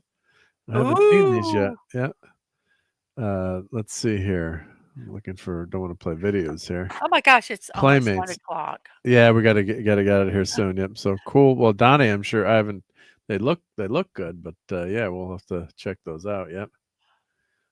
Well, the best Oscar speech does the director Sean Baker, making a passionate speech about asking the public to do what they can to prevent movie theaters from dying and imploring the public to turn out. Well, how about you give us some good movies? Yep. Yeah. But that is true because people, I think since 2020, people just quit going. They got Yep. the streaming and everything. I love going to a movie theater. We can pick our seat, number one, so we don't have to get there mega early to get our seat. But I do. I love the movie theater experience. Like you said, I do wish they had some movies that were worth watching. Yeah. We go and watch more foreign movies than we do American Yep. movies that are there now. But yeah, the one near us closed a couple years ago. But Yeah, I love the movie theater experience, but yeah, you got to have good movies, and of course, people are yeah. complaining too about how other people behave in movie theaters. If you get some yahoos, I remember seeing the first Spider-Man movie, and it's actually hysterical looking back. But in the scene with Parker's in the hospital and they're kind of getting lovey-dovey, Mary Jane, and in one of the scenes, and one woman yells up, "Just shut up already!" and bleep his bleep. I'll just, Yeah. and really loud. And it was horrible, especially if you had kids there, but it was hysterical too in another way. Yeah. But it was like, Because just, people, they forget that they're not at home. They're used to right? being at home and you can talk, and I guess when we started being able to go back to theaters again, um, I kind of forgot we were in the movie theater. Yeah, you You did, know? right? And then it's like, and they're like, "Shh." I'm like, "Oh my gosh, I'm so sorry," Yeah, you but forget. Yeah, I just did not. It's just my brain yeah. completely. I had to completely wire my brain again that we need to behave. Brain fart. Yep, yep. Yeah. And Oliver says, heartbroken that Demi Moore was denied the Oscar for Best Actress, and that was that movie Substance, and that's on my list to watch. That actually did look interesting. I've heard that's good. Probably out of all the movies. She lost to the young actress Mikey Madison, who starred in the film Honora that we don't know anything about. It's about a prostitute and a Yeah, Russian oligarch who they have an affair or something. yeah. But yeah, it's like you want to honor. Sometimes too later in life, it's great to be able to honor Mhm. someone like that too. Where it's Yeah. maybe it wasn't it was really well done, but yeah, they're gonna. It's time for Mhm. you. It's your turn now. It's your turn now. Yeah, Yes. Yes. yeah. So, but of course, if she was good in I don't know. I haven't seen the. Is the I movie even in English? I don't know. Let me look. Yeah, I didn't look that far. yeah. So I yeah, really didn't. yeah. I just think it's a comedy drama. Let's see. Is it in English? I'm guessing it is. I'm assuming it Well, is, but I don't know. so It does. I'm trying to see where it was made. Uh, I hate IMDb. It's so sucky. yeah, Ah, sorry, everybody. No, I'm not going yeah. to pay for Pro. Not going to do it. Let me look. And Ledrod's been enjoying several classic films in the theater lately. The places aren't away, but it's cool to see old films. Yeah, when my son It's went to American. college, Sorry, it's American. Okay, yep. it's American. It's in English. Okay, yep. She went to my son went to Trinity College, and there's a famous movie theater there where they show old movies, and he didn't go to one movie the 4 years he was there. Oh And the my track coach was the head of the place too. That he wasn't running track. I'm like, and they were showing Apocalypse Now there. I'm like, you have to go see it. I almost drove up. It's an hour and a half away to go see it. I'm like, it would have been worth it, I'm sure. But to see Apocalypse Now in a movie theater again, it's a great, huge old, one of those great glamorous old, Yeah. movie theaters with the curtains and the, very, you feel like you're in the opera house kind of thing. And it's a famous place at Oh yeah, Trinity some of College. the theaters. Oh my The gosh, are cinema, amazing. Trinity College Theater. It's famous. If you're in the Hartford Sin Studio, here we go. There have been so many that they have the who is it? They show old movies. Yeah. Like they've done Blazing Saddles. Oh my God! All of a sudden, I can't think of one of the movies. But Dad Man didn't see a lot of them in the theaters, and a lot of them I didn't remember, or I might have watched them on TV. And we Yeah. would go watch them. And there's like I say, watching something in a theater, unless you have a massive, amazing home theater setup, there's no comparison. No, there's not. Yeah, even if you Right. have a good, unless you're a gazillionaire, you have. Yeah, like I say, you gotta You have a can't pretty. compete. Yeah, Yeah. you can't compete. But here's the Sin Studio, Sign Studio. I don't know how to say it. Yep. Cine But Studio, Sin probably. Studio. Yeah. So Real Rock, Blue Velvet. David Lynch passed Oh, wow. away. So famous movie, and then let's see, National Theater Live, History of Abraham Lincoln, Joe Lieberman movie, Phantom Events, that's what they're called. Phantom Events. Phantom Events. Yep. Mhm. Inland Empire, more David Lynch here. 4K annihilation of Fish with James Earl Jones, Ron Howard, and We Yeah. Feed the People. I don't know what that movie is, but I think it's free a screen. documentary, probably. Documentary. Yep. Mulholland Drive. Wow. Yeah.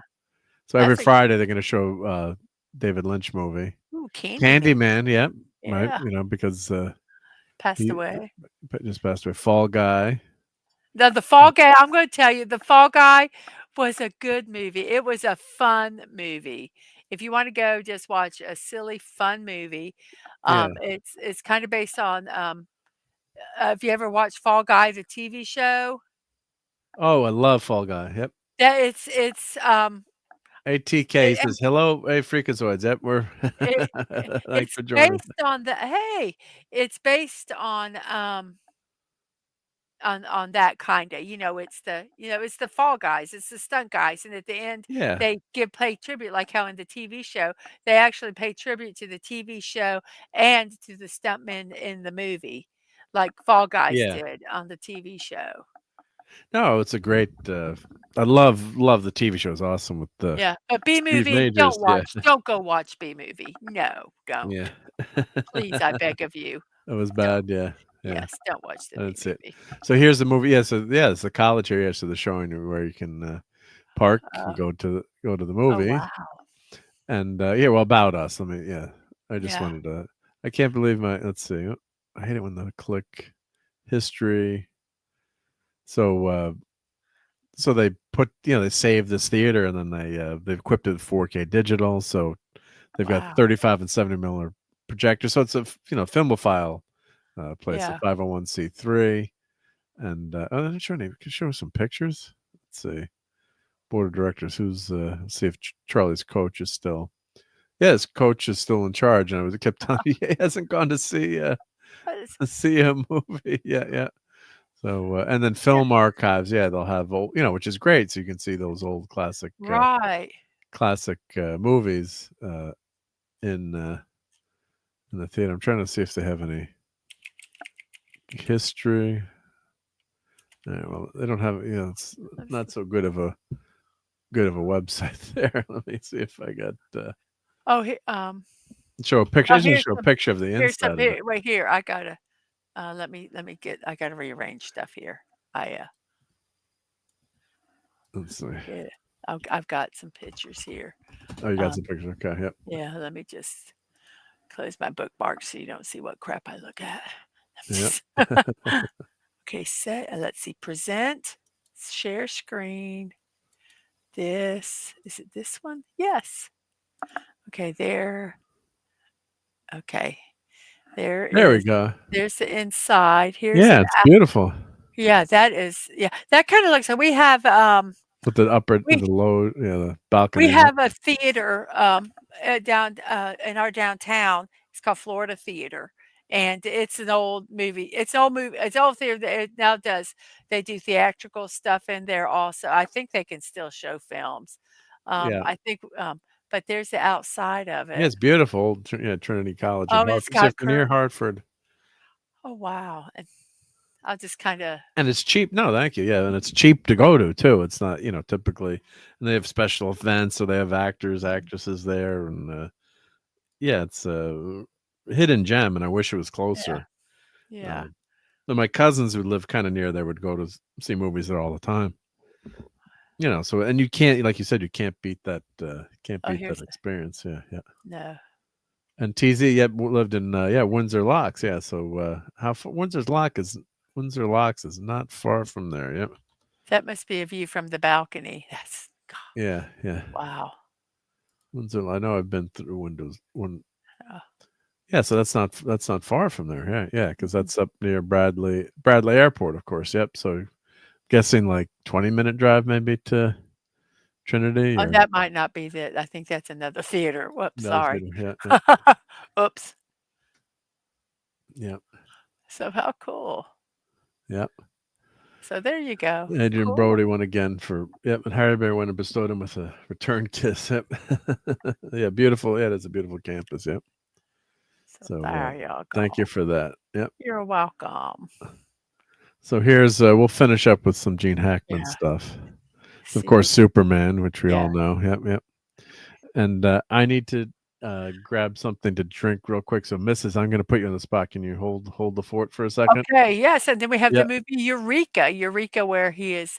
Let's see, he's in Alaska. Scroll up a smidgen so you can read it. So I'll read it just so in case people don't want to.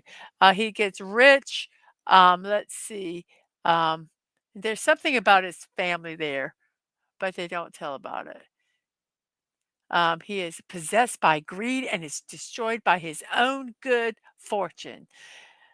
It's like discovering the mystic link between Humphrey Bogart and Treasure of Sierra Madre and Daniel Day-Lewis in There Will Be Blood. When the script came across his desk, the actor admitted he was intrigued by the challenge of playing a character over a 20-year period that covered him going from flinty outstorman to stuffed shirt fat cat. But what really drew him in was the notion of the pitfalls in chasing your lifelong ambitions and what happens when you finally catch them. So, yes, the Eureka, 1983. And I can't read these guys. Gene Hackman was in The Birdcage too. And you are correct.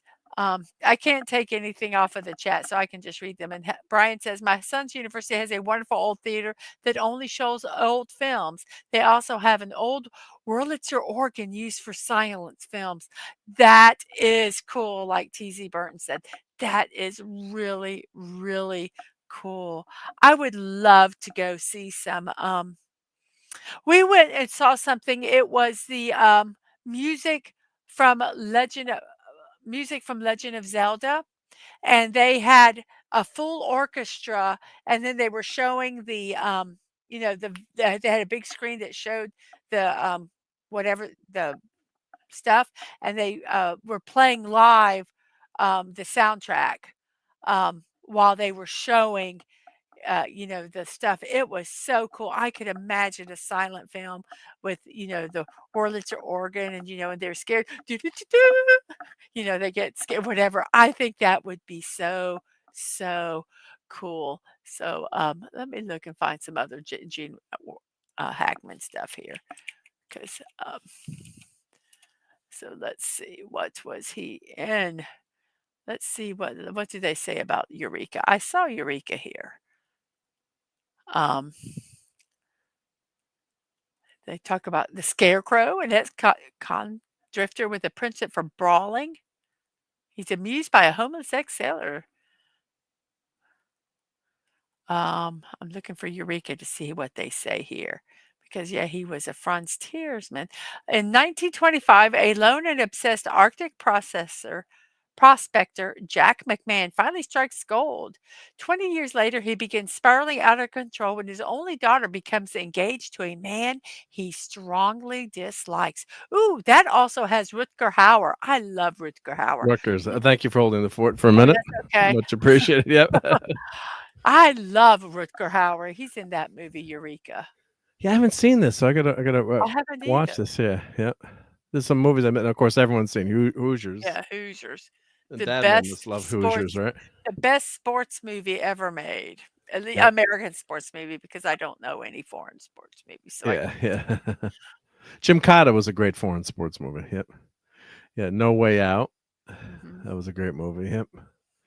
87. And of course The Firm, which I know P.O. Dadman big time. He's mentioned that. Yeah, he said, yeah. In terms of what happens in the movie, not the performance, but yeah. He's read the book. And he said that it was he was not happy. Not happy at But that all. was a huge hit. That was a huge hit for Hackman and Cruz. Yep. Mississippi Burning, the famous case, the horrible when they killed the people in the South. The church on fire. Well, this is when they're investigating the appearance of 3 civil rights activists in Mississippi. Yep. So great movie that tells he a great. Was in a lot of great movies. T.Z. Burton. Yep. Hoosiers is great. Yep. Thatcher says The Program was the best sports movie. You like The Program? Yep. Yep. I don't know. Lasher. I don't know. Do I know? I don't know that movie. Yep. Yep. I don't know. And of course, yeah. Yeah. So that. I was gonna say, Hoosiers. Yeah, everyone just loves that. The small David versus Goliath, the small guy. It was true. Yeah, it's a true story too, right? Yeah. That's what makes it even cooler is that it was true. I don't know how much poetic license they they took, but still, it was a good movie. No, classic. Yep. I'm trying. What was the name of the movie? Hooters? Nice set of Hooters you got there. Late night here. Late night. Oh, and Hooters is going bankrupt or something. They're filing for bankruptcy. Oh no! I better eat more wings. Yeah, go get some more wings. I like their food. I'm kind of sad they're closing. Yeah. Unforgiven, of course. Just what an amazing! He won a second Oscar for playing Little Bill Daggett, corrupt sheriff. But there's Gray in that role too, which is it's just really well done role. It's just so amazing in that movie. Yeah, just and then Clint Eastwood, as Clobby said too, he finally becomes Clint Eastwood in the last 10 minutes. And but just everyone Reese was saying deserving's got nothing to do with it right before he executes his nemesis.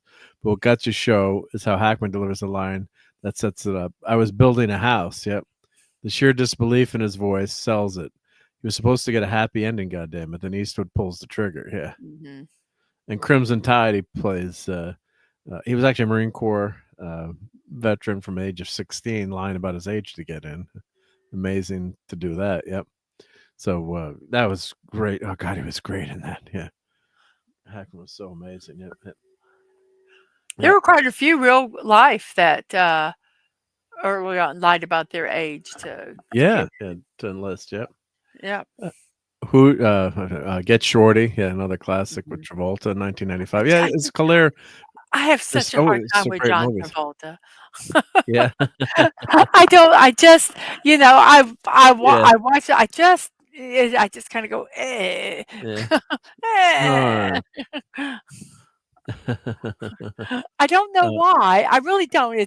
He does well, but there's just sometimes some actors or actresses, and you just kind of go, some just don't like certain actors. Yeah. Tom Cruise I had like someone who met one of my mom's friends met John Travolta when they're filming a movie in town, and super nice. And of course, yeah, I guess you just get to, do you really know? You could meet, someone who's a real a-hole but can be charming. I'm not saying that about John Travolta, or certain people just turn you off in certain ways. Yeah, I've never met him personally. I've never really watched a lot of interviews he was in or anything, but it's just this kind of. Yeah. I don't know why. I do not know why. And Lasher is saying here, Hoosier was filmed in 2 small towns near me. Very cool. Yeah, many of the teachers were in it. Lots of our grandparents around here too. Cool. Yeah, that is cool. It's always fun to see a movie like town I grew up in. There was a TV show set there, but it was all filmed in LA, and I was hoping to see parts of the town, and right. And I was like, oh come on, and especially Connecticut to California, the giveaways, the curbs with the concrete curbs with the house numbers painted on the street, because the house numbers ain't lasting enough in the Northeast with the salt on the road. Yeah, you just don't bother. Just they don't bother. So instantly, and they didn't even bother having exterior shots, or at least showing the the main strip in town, or fake not fake shots, but they to try to even make it look like it was filmed in town. Right. So I was like, boo, boo. Show was good. The show was funny. A little bit of laziness there. Yeah. Yeah. And Royal Tenenbaums is probably his best last role, I'm going to say. Yeah, I'm assuming. Yeah. So, Royal Tenenbaums will be his last great movie. Its epilogue was always poignant enough to make you in a crusty old salt like Pops Tenenbaum teary-eyed. It was agreed among them that the Royal would have found the event to be most satisfactory, but it plays especially moving today. R.I.P. Yep. Oh. So that's the classic classic Wes Anderson movie. So so those are the top Gene Hackman movies, as according to Rolling Stone. And of course, I pretty much agree with that list. Yeah, your favorite. Of course, it's when you've got some of these great movies. Yeah. It's tough. How many films did I say that he was in? 70 plus, 77. You said 77. Yeah. Wow. Like I say, either starring in or Yeah. Wow, he was even in Ants. Yeah, as a voice. Yep. Voice in Ants. Yep, there's the Dobley Theater. Yep, got to see it. You got to sit in the seat. Yep. So, so you can probably watch them on the YouTubes. Yep, but there's nothing to see in New Richmond, very old town with a population of 300. Wow, 300. Wow. And Oliver says a good one. Gene Hackman said a movie quote in his 2002 movie, The Royal Tenenbaums. Anyone want to grab some cheeseburgers and hit the cemetery? Yeah. All right, before we get out of here, a couple of really quick enabling items I've been meaning to show. Don't go away now. Cage, Mr. Spot. Oh, pre-order ended. Okay, so final amount due $225. But look how amazing! I should have bought this if I had extra money around, which I don't. But man, that looks that's one of the EXO figures. Oh my God, it's just unbelievable with that. That is amazing. They're brilliant, these figures. Yeah, museum grade. And I know Lord Toth has a bunch of these figures, and man, it's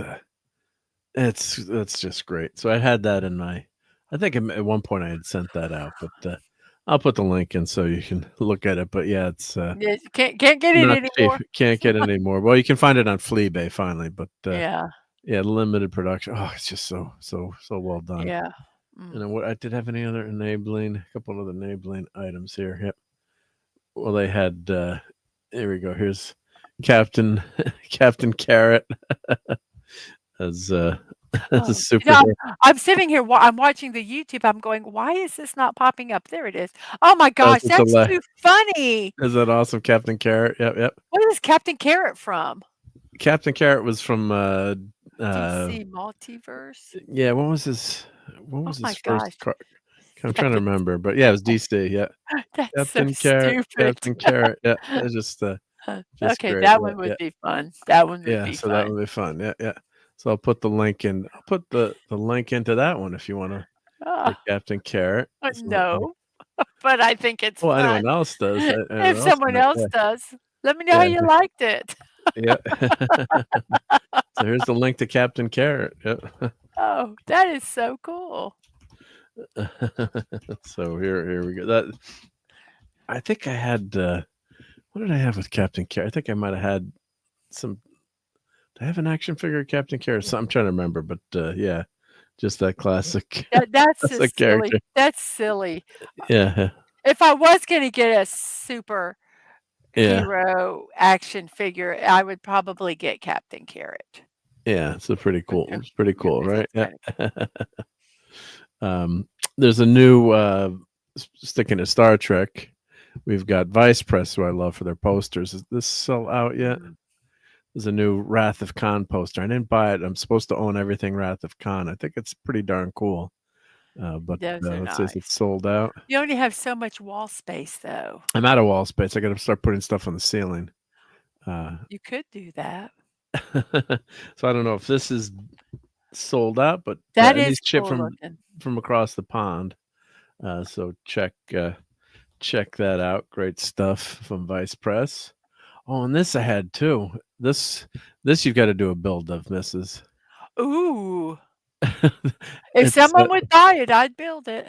Well, unfortunately, someone was saying it's $100 for the plans, and I think it's $2,000. You have to buy the part.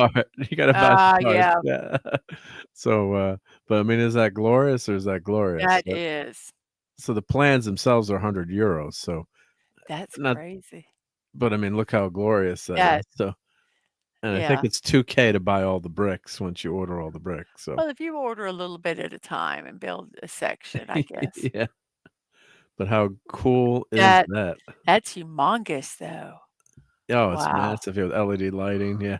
Oh, wow. So you got to have like an extra, like a rec room or something to put that. Yeah. I don't have room for that. Yeah. I guess you can see whoever did this. They've got a ton of Lego, like a Lego room. It looks like. Yeah. Shelves. Yeah. God bless them. Yep. So here is the person probably had bought this stuff just throughout they're just, oh, I need to get some more of these, and they just bought them because they bought them. Yeah. Yep. Oh, Trek Central said they're getting new Trek models. Oh, cool. Yep. Don't know anything about them. I'll keep my eye out for them. Yep. That Enabler. Enabling. Yep. Yep. You need a garage for that. Yeah. And then see, I was just happy that the Fortnite Battle Bus came back into Lego.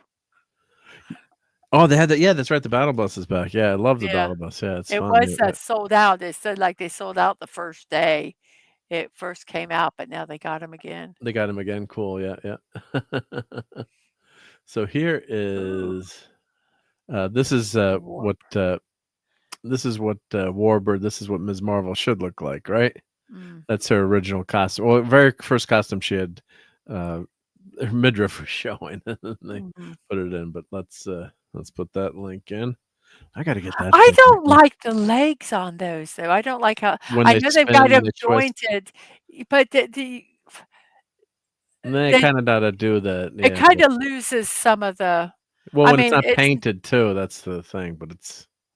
I think it's neat that it can move, and maybe if it was in a different pose, it wouldn't look. Well, the quite knees so are bad. cool. The knees are okay, but yeah, with the what I don't like is the chest, torso. Oh, I'm not gonna say I don't like. Watch my words there. I don't like that. I know on all these figures they add this articulation to the torso, and I always think that takes away from the figure. From the figure. Yeah, but she has a good figure. But yeah. Yeah. It's a comics inspired Warbird. Yep. What was that thing? AGCMD. I don't think that was what you. Oh, it was a continuation of that humongous link. Oh, sorry, I didn't shrink the link. I didn't shrink the link, but yeah. Okay. Oh, I'm just going. okay. What did I do there? Here, let me shrink the. It went to Okay. Yeah. It went to 2. Yeah. Yeah, it went to 2. Yeah. So here, let me put that in. Yeah. Have the link shrinker. Yeah. So yeah, this is that's a cool figure. Yeah. Very cool. Yep. All right. So that's enough enabling for everyone. So that's really cool. let's say goodnight to everyone out in the chat, and thank you for spending your Sunday night with us. You could have been watching the Oscars. You could have had, time well spent. No, this is well spent time. I'm kidding. Yeah, but thank you so much. Fun. Oh, only a single star review. Was that the figure? Yeah, the torso makes yeah. I just never liked that. Yeah, but I probably would get it a 1 star because it's sold out so quickly. Okay, yeah. I just don't like those torsos. Yeah. I agree. Oh, you got something to show here, Mrs. Or Oh no, that's just my oh, that's you. screen. Okay. Okay. I just never removed it. You didn't remove it. Okay. I always joke with Dad, man. Yeah. I like listening to K-pop, and I have certain K-pop fans I like, and so like during the shows, we're going, and I'll just pop up a picture of the K-pop person I like. Oh yeah, and he's like, okay, thank you. So that was Thank just you. one of them. Yeah, That was that's just one funny. of them. That's funny. Yeah. And Wes Cagle, I missed this. Wes says Battlestar is my favorite capital ships in sci-fi after the Yamamoto from Space Battle Yamamoto. Oh yeah, really great. Yeah, those are classic. I love that battleship Yamamoto. Yeah, it's like a battleship that can go into space. It's just so cool. The Japanese. Yeah, I will say I don't watch a lot of the war anime or mecha anime. I know what they call. I'm not a big anime fan. But I love anime, but I don't necessarily watch that genre of it. But when I have seen some of the ships and let's see, Galactic Heroes. Oh my gosh, their ships are amazing and things like I am so very, very impressed. Oh, some of the stuff is incredible. Just some of the technical stuff, of them. I think they're really, really cool. They're not necessarily something that I would really enjoy watching, but just what they do is like, wow, right? Impressive. Yeah, no, it's very cool. Yep. So we did. Oh, you had an earthquake. Oh crap! Hope everything's okay in California. California's not enough to go through. Yeah, just a sharp jolt. Yeah, so I think we. No offense, Rob, but we knocked California off our list of places to retire recently. Yeah, they have. They're still in like the top 10 places to retire. No. Yeah. And I was like, I'm like, oh, but if you live near the water, not that we could afford it, but I'm like, at least those houses won't burn down. And then you see all the houses that were like on the water that burned down. I'm like, oh my God. Yeah. Wes Cagle, DM that to me or Dad Man, and I will look it up. Add it to the list. Yeah. I can't write it all down. I can't write it down right now. But yes, DM it to.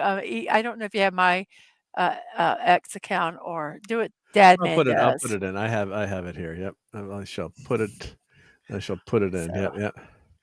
So there we go.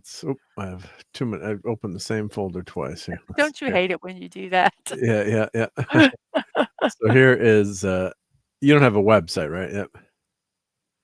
You just have you don't have a website too. You don't have a Mrs. Dadman. I'm just sometimes streamers have websites too. I'm getting complicated. No, I don't have a website. No. You have like a LinkedIn channel. I'm getting your. No, I don't have LinkedIn. I just no. Not LinkedIn. What is that? When you list all the links that you have. I know. No, I don't have that. I should get Linktree or Linktree or whatever. Yeah, Linktree. No, I don't have any of that. I need to. There's a couple things I need to do. I need to get Stream Elements hooked up to my YouTube. And I know it's not that hard to do, but I just haven't done it. And I need to do something like that. Yeah, so there's your channel there. Yes. And now let me grab your Twitter now too. Yep. So where do I have a list of all my Twitter? Oh, my Twitter is at mdadman walking 55. Yep.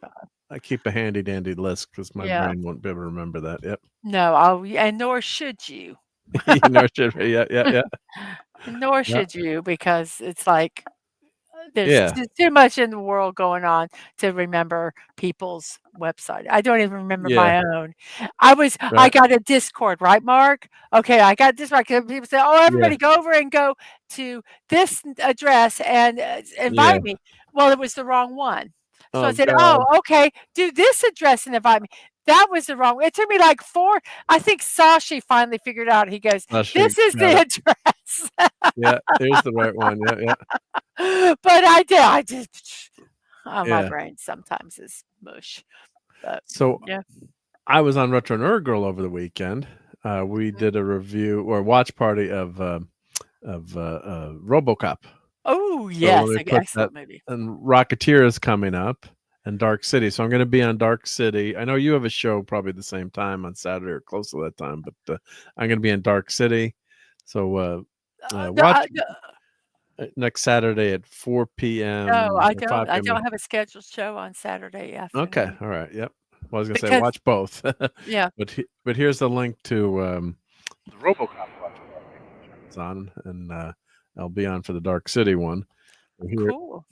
here is RoboCop with Retro Nerd Girl and me, because I couldn't miss that when I heard she was No, how cool. doing that. Yeah, when you guys do those, you watch them and then you comment during the movies. Is that kind of? Yeah, Oh, yeah. So we tell people, like start the movie now, and then you have to have oh, your own copy, and then she puts it on the screen blurred out except for the subtitles. So I don't think she's gotten in trouble for it yet. oh. See, Because because it's I all just blurred have out. everybody go to Cosme and watch it. Yeah. So I was And, showing her how to do that too, but she's been yeah, doing it. But it's fun to have everyone commenting. The two people yeah. commenting. So sometimes when I was doing the Cosme more often, I think towards the end, I was staying in YouTube and say just watch on Cosme, and then we're commenting on YouTube. So if you didn't want to hear us being annoying, you could turn us off on YouTube. I have 2 separate mics. I have one for YouTube and one for Cosme, and I tell them if they're watching it on Cosme, because I keep both mics on, I tell them to mute their YouTube tab, Okay. um, Yep. and then I can if anybody is just on YouTube, I can, I can either mute or unmute if I Oh, need to. okay. If I just wanna talk to somebody on YouTube, if I see somebody's Yeah. popped in, I can, mute the Cosme and talk to them, while the show's going on and not interrupting them that are watching it. Yeah, so what I Um, do, I do kind of just like if you want to listen to our commentary on YouTube, yeah. you could have that, and if not, then Cosme I kind of keep silent. But yeah, that's a good way to do it too, I guess. I do it because most of the people, People are on um, Cosme. they go over to Cosme and, they, and some of 'em not some of them don't even go over onto the YouTube channel. They go Yeah, you just go straight to the right there, right? Cosme. And Yeah, yeah, and I don't talk a lot during the show. I mean, I'll make little comments. yeah. But we're Um, commenting a lot during that. yeah. Yeah. So, but Yeah, that would be little harder. I wouldn't call those if I did them, I guess I would call them like a review or a commentary. yeah, Um, yeah. but yeah. So how cool is that? Very I very cool. Yeah, and then hopefully, yeah, Rob is saying not significant, small, but hopefully, not. Yeah, I guess sometimes you have pre-shock, so God forbid. So Yes, yeah, yes. Well, hopefully I everything. hope that you're safe. I hope everything is Yeah. secured on your shelves. So let me thank all my channel members. So I want to go from let's see here let's go by can I do go from so Professor R2 who couldn't make it tonight. Why does this always when I try to see it flips down. Philip Story, Stark of Iron, The Mandalorian, Nick Weiser, Dadman, of course. Thank you, Dadman. RT and Z, Wes Cagle, Max Redstone, RobAltis, GJ Ronnie G, Christian Delorme, 70s Rock Fan, Dave C, Shooter, Eric K, Andrew Jill, JT Kirk, and Brian Hepburn. So much appreciated. And as I mentioned, I'm going to be sending out some 3D prints for people. I've been making Doomsday Machines. I got to finalize everything and how to do it, but I've printed like 20 Doomsday Machines. That's cool. So, and depending on your channel level and things, I'll send out. Oh yeah, Yeah, that's so yeah, cool. because the people that do not appreciate everyone, but the people that do a little bit higher level. Oh yeah, of course. That's one of the perks of something doing a little higher. Yeah, perks of doing it higher. That's part of the perks. Yep. Part of the perks. Yep. So the higher perks will get more stuff. Oh, yeah. God, you're all and I'm also look at how long you've been a channel member. Yeah. Really appreciate that for. Oh, actually, let me show a picture of the prints. Yeah, we never get out of here we have the half hour goodbye, but I want to show what I'm doing for channel members. So yeah, and I'm going to tell people what I'm going to be doing too. So yeah, okay, definitely. I don't No, know. that's I all don't good, know yeah. your format, so No, but yeah, yeah. no. Let me just. I'm just. What I do, I have my albums here, so I want to show. Oh, Don't cool. want to. I want to show. Keep them in the right spot, so I don't show personal stuff. So I know. I yeah, am if I so make an paranoid. album that has not that no one cares, probably no one wants to see it anyway. But don't want to show family and friends. Oh, Yeah, well, I always like, yeah. There's just so many things. Like, oh crap! I'm looking and go, oh crap! There's something there. Let me fix that. yeah. So let me. Oh, here we go. So let me go to that album. I was adding some of the recent print. Mhm. I have a folder, an album of 3D printing. Right. Well, my watch parties sometimes I go to different streaming sites that I subscribe to, and so all the names for check going into them, I Yeah. always check. I always all the names are changed now to their nicknames. And no Oh, pictures of okay. them. Yeah, So no that pictures. Yeah, because, yeah. Just in one of case. them Yeah. I had, all the real names, and I'm like, "Okay, no, let's change this Yeah. one, Ninja's my oldest, and Yeah. and Aang's the youngest, and then there's me." Just in case. Yeah, just So, in case. just in Right. Yeah. case, Yeah. You never because know. Yeah. I wanna keep their privacy because Yeah. Unless they're it's something they wouldn't mind yeah, and that then you I don't want showed. Yeah. yeah. Yeah. Yeah. But it could be something that Yeah. you show by or like, Mom, I Yeah. can't believe you showed that picture on Yeah. the Oh, YouTube. yeah. Or I'm like, don't worry, no one's watching. I'm teasing. No, But yeah, right, we but don't have that. sometimes I'm Yeah. like, "Oh, well, it's okay. I'll just Yeah, it's delete okay. the No show one's when it's watching. done. Nobody's watching." No one's Actually, watching. I Yeah. will say that um, I've consistently I have people watching. Um, my morning show, I sometimes have up to, 12 people, which to me is a Oh, lot. great. Yeah. No, anyone here is appreciating. And this is such a, it's you're hanging out with friends. That's why I Yeah. always think of it as, yeah, we're not one of the Yeah. big channels, but who cares? Yeah. You got I 10, appreciate 15 people all yeah. hanging out, having fun. My It's awesome. Yeah. watch parties I have, usually 3 to 7. So for Yeah. me, I don't think that's too bad. Yeah. So, but hopefully they'll get, more people because I enjoy watching the watch parties. I think they're fun. Yeah. No, it's a lot of fun to do. Yeah. Yeah. And I haven't done those in a while. So, Mhm. but I got to do the Blake 7 special features because those are fun. All right. So now I've got my Okay. 3D printing. I was just adding some recent Yeah. files I was trying to find. But here, let's bring this over. Dun, dun, dun, dun. Dun, dun, dun, dun, dun, dun, dun. Do you find sometimes when you're on the show by yourself and you're doing something, you get quiet and then someone says, "Are you muted?" Yeah. And so I'm like, so it's I'm thinking. yeah, I'm trying to- so now whenever I'm doing something because I'm always, by myself on my shows, right? And so I'm like humming, I'm like, dun, dun, dun, dun, dun. So Yeah. they hear and know that I'm Yeah. not my mic hasn't died or something. Yeah. Yeah. Oh, those are so So cool. my wife is going to play pickleball with friends in Oh my god. Kiowa. So I've got Little I found the pickleballs and I did yeah. printed oh, that guy he slid off to the bottom. Hope I probably fix it after. But Oh, there are slide-ons for decals, and I bought the right. wrong. I thought I had bought clear, but I bought they turned out okay. But Yeah. I would have done better with the clear Right. decals. But Those those are cool, the little pickleball yeah, man. little pickleball dudes. Yep. So I get them for gifts for all our friends, and I'm selling, and these are the ones I'm going to sell on eBay and also send out to channel members. As a thank you. Those are So, or if pretty you, big. we'll talk. I have to have your address, or we'll figure all the details out. Oh, But, yeah. if you wanted something else, if you didn't want, for some people already have them. Well, So, over about 9.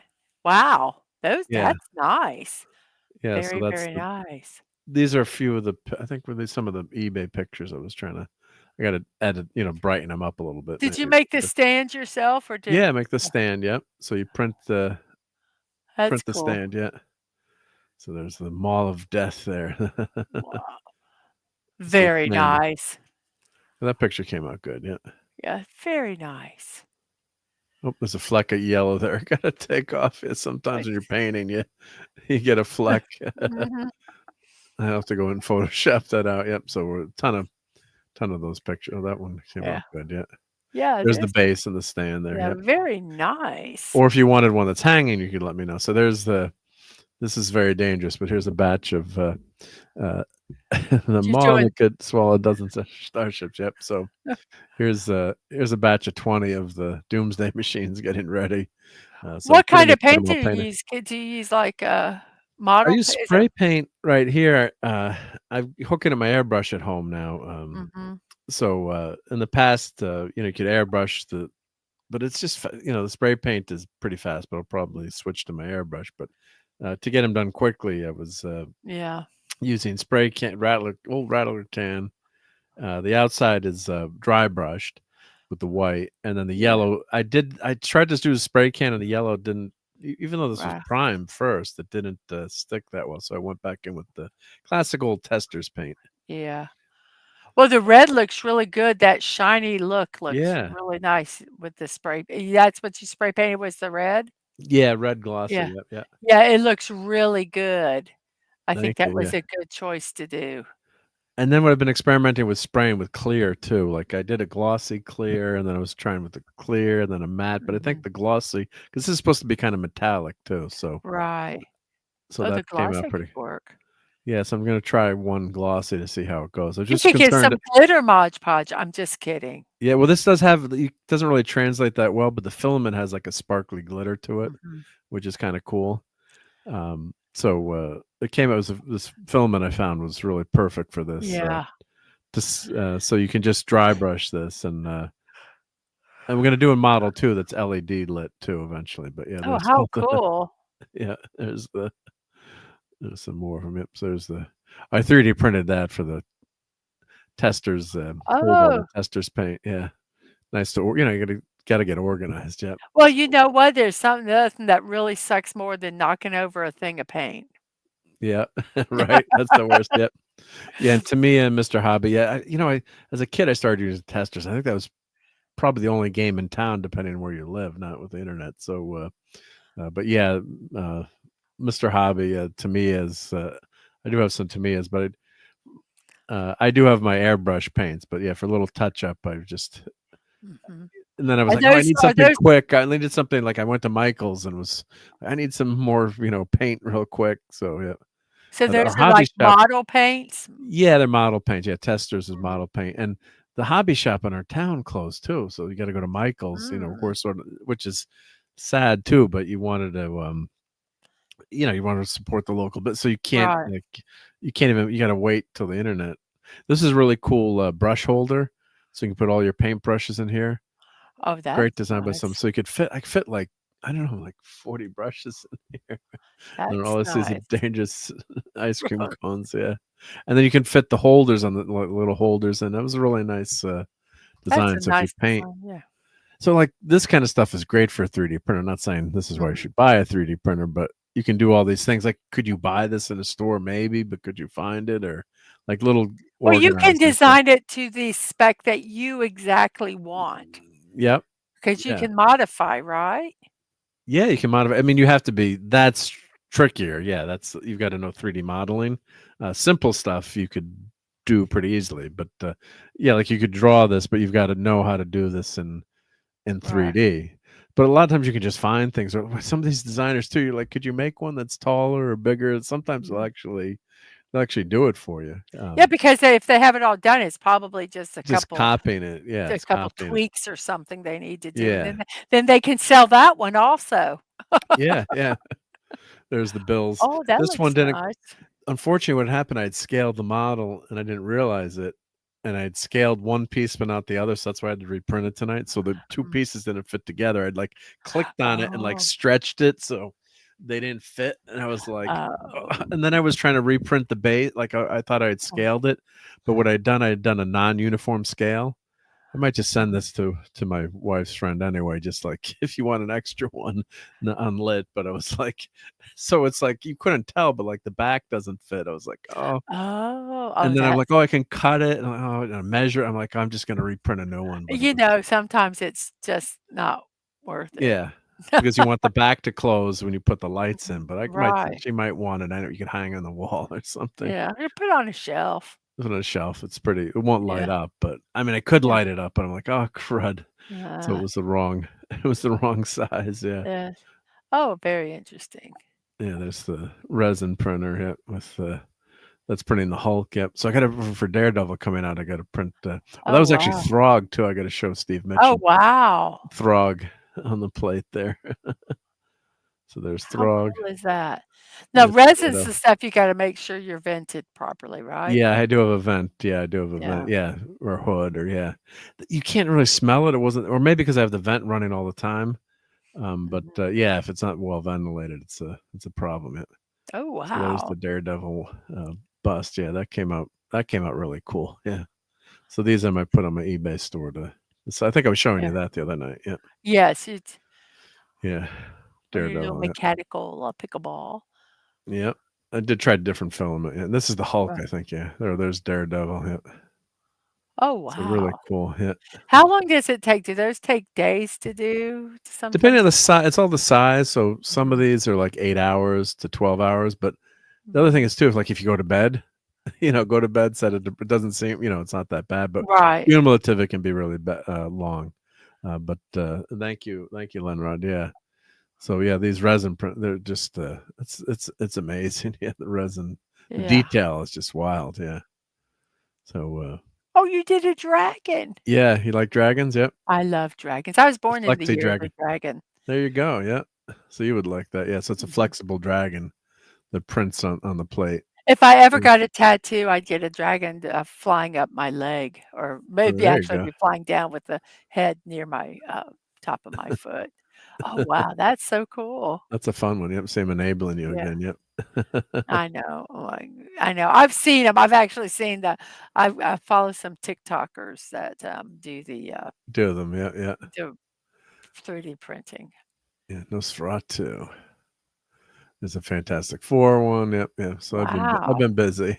Yeah, been busy. Oh my goodness. Yeah. I got to finish them now. I got to stop printing. You never want to stop printing. It's almost like the machine's not doing anything if you're not printing. But you got to put everything together. But then you got to put everything together and then paint it and spray, prime it, and then go from there. Yep. So you should see some of that stuff if you're going to sell it.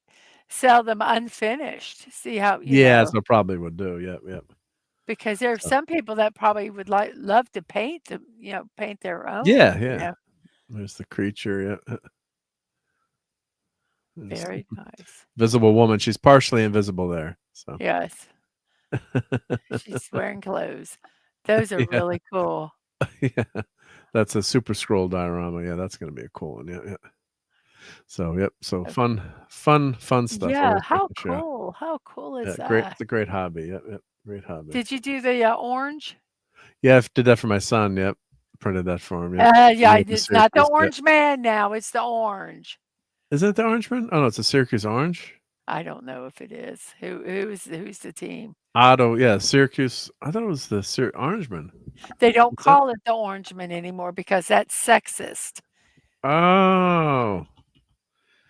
Or they just call him the Orange? It's the Orangeman. But they don't call it. It's not officially the Orangeman, I don't think. Okay. I think they call it Orange. It's so stupid. Well, a lot of times they'll just say it's slang. Yeah, so they'll just say, the orange. Yeah. So but they don't. It used to be called the Orangeman. But I might be. This is what I remember talking with Dad, man. He's probably right. Yeah. Maybe I'm misremembering, but I really do think that they don't call them Orangemen anymore. It's just they're just orange. Yeah, they're orange. So God forbid. Oh my gosh. The Trumpsters. No, just kidding.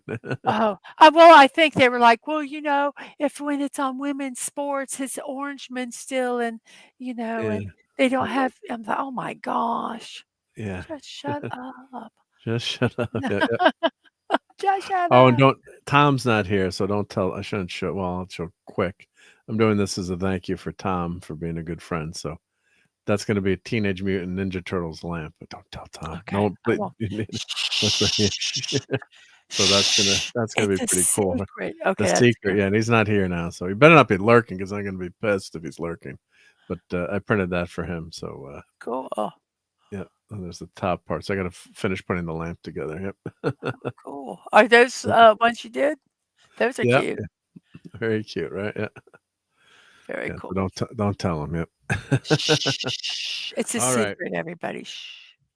So what you got coming up tomorrow? You have your morning show, or Oh, I have my morning shows. I do it Monday, Tuesday, Wednesday, and Friday. On Thursdays, I don't do it because I'm visiting my mother-in-law. So I do that. My morning music shows at 10 a.m. Tomorrow at 8, we're doing primetime TV and we're watching Batman the Animated Series. Tuesday at 1, we have what's now I call Crafty Corner with Mrs. Dadman Walking or Mrs. DMW 55 because I got tired of typing Dadman Walking 55 all the time. And I'm doing the craft that I'm doing right now is diamond art. Yeah, that's cool. Yep. So I'm working on Van Gogh's Starry Night. I was working on the Saw sunflower, that. but the sunflower, the legend was not correct. So I was kind of guessing.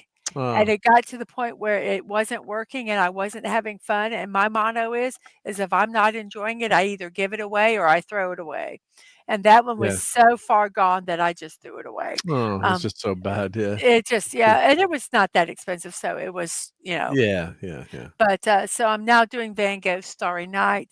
On Wednesdays at 4, we watch Anime in the Afternoon where we're watching JoJo's Bizarre Adventure. We're in season 2 of that. 5 p.m. at Lego Fortnite on Thursdays. And on Fridays, I'm doing 1 p.m. I'm now doing my Lego builds, my brick builds. And I'm going to be doing the Fortnite Loot Llama this coming Friday. Saturday at midnight, we have Insomniac Theater where we're going to start doing late night movies. I was watching Castlevania, but nobody really they kind of watched the first season, kind of fell off the second. They're not really watching the third. I finished the third. I'm not going to watch the fourth. So we're going to watch Better Off Dead this coming Saturday morning. And then at 10 a.m., I do Saturday morning cartoons. We have a watch party where we watch Mortal Kombat, Defenders of the Realm, Super Mario Brothers, Super Show, Animaniacs, and classic cartoons like Betty Boop, Popeye, Max Fleischer things. And then Sunday at 3 p.m., we do Retro TV watch party where we're watching The Pretender. We just started season 2 of The Pretender. Yes, an amazing show. So, and then we start all over again. Nice. And I am on March 11th at 8 p.m. I do have a special show. It's my birthday. And so I would inviting everyone to come and celebrate my 61st birthday. Wow. And you said your age, it's 29. No, it's something. 61. I have earned every year. I don't care. I'm proud of how old I am. And the stuff that I'm doing, new stuff, every day I'm learning something new. So, come join me for my birthday celebration on March 11th at 8 p.m. That is just going to be a special show. Thank you. Yep. So that's it. Thank you for being here tonight. This was fun. Yep. Thank you to Mr. Dadman, of course. Thank you to Steve Mitchum. And let's say hi to a couple of people that are still with us in the chat. So thank you to, we had a good crowd tonight, but I'm saying that people had to leave, obviously, to head out and get to work. Yep. So Oliver Belmonte, of course, Lenrod, RobAltis, let's see who, Wes Cagle, and let's see, the Stream Element Spot. And Rob, I hope everything's okay out there. Lasher, I think I said Lenrod. Donnie was here. And who else? Brian Hepburn. Brian Hepburn, of course. Yep. TK was here. I think I haven't seen TK modeled. I can't say the last name, but I don't know if I've seen you before. But thank you really for stopping by. Action Com. Let's see. TZ Burton. Phantom Outsider. TZ Burton. Yep. Classic Comics. Jonathan Conroy. Did you get Lasher? Lasher. Yep. Thank you. Yep. Lasher. It always helps having two people here. Yeah. Captain Finity was here. Finity, the Timey-Wimey. Of course, Sashi was here. Thank you, Sashi. Mm-hmm. Claude was here. Broga was here. Let's just go through the whole list. Dave C was here. And if I miss anyone, it's just I'm an idiot. Claude Salling and Tim was here. TK Model Boschmade. Is that the one you were saying? Yeah, I can. Thank you for pronouncing that. Yes. And Phantom incorrectly, I'm sure, but yeah. I think we got everyone. And if we didn't, it's not because we don't like you. It's because we're morons. But yeah, it's because it's almost 2 a.m. and Stephen Mack is here. Yes, Stephen. Best, I didn't say Stephen. Yep, I was here and now I'm back. Yep. Action Com. I don't know if Action Com. Yeah, I think I said Action Com. You might have. I think I did, but yeah, thank you. Yep, get 2 mentions. It's all good. Yep. But yeah, so everyone have a safe and healthy week. Small Time Republic was here. Classic. Small Time Republic. Thank you. Yep. Small Time. Jonathan Conroy.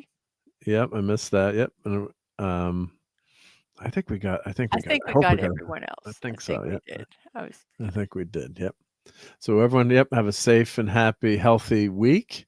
Yes. And God bless Gene Hackman, and hopefully figure out what happened to him. But he did have a wonderful, wonderful life. And yes, let's play. Of course, before we go, we've got to play this. Never that way. God damn it, Mark. Jeez.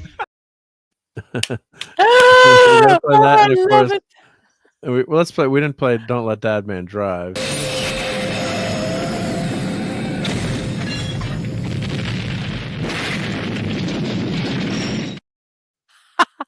They actually, I guess him and Jess do Fortnite duos on Mondays, and I guess they keep trying to hit the thing and get on the roof. And I guess one time they flew and it was beautiful and it landed right on the roof. Perfect. It was a beautiful thing. But yes, that's great. Yep. I was going to trying to hit this. It's clobbering time. Always remember our buddy Clobbery. Yes, Clobby and Clobbery. I think he said that a few times. Yep. But yeah, so everyone have a great, safe and healthy week. And yep, good night, Westgate. Yes, rolling over laughing there. Yep. And thank you for having me on, and thank you, chat. You guys were just absolutely fantastic. It's been really fun. I like you a lot. And then Sashi, good afternoon to you. Everyone else, it's good night or good morning. the great Eric K is here. Eric K is here. Hey, Eric K. Yep. Thank you, Eric K. So, yep. I don't know if you were looking for a bit, but it's great to have you in the house. And my brain is fried right now. It feels. Brain. What is brain? I better get out of here. But yeah, great to see Eric K. And catch you soon. And yep. Hopefully, one of these days. Yeah, you always have the link, so I know that you're busy and tough to get on with all the shows going on. But yeah, would love to have to pop in when you get a chance someday. But always great to have you here and keeping us safe in the chat. All right, that's groovy. It's groovy. Yeah. All right, everyone. Let's finally get out of here. We started saying goodbye 45 minutes ago, I think. Yes. Thank you for Bye, everybody. Thank you for hanging with us. Yep. Catch you soon. Yep. Have fun storming the castle. Yep. If I can only find my outro. Where's this confounded outro? Where's I don't know. Under here we go. Here's the brown button. I found it. Yep. There we go. Fun storming the castle. It's 106 miles to Chicago. We got a full tank of gas, half a pack of cigarettes. It's dark, and we're wearing sunglasses. Hit it.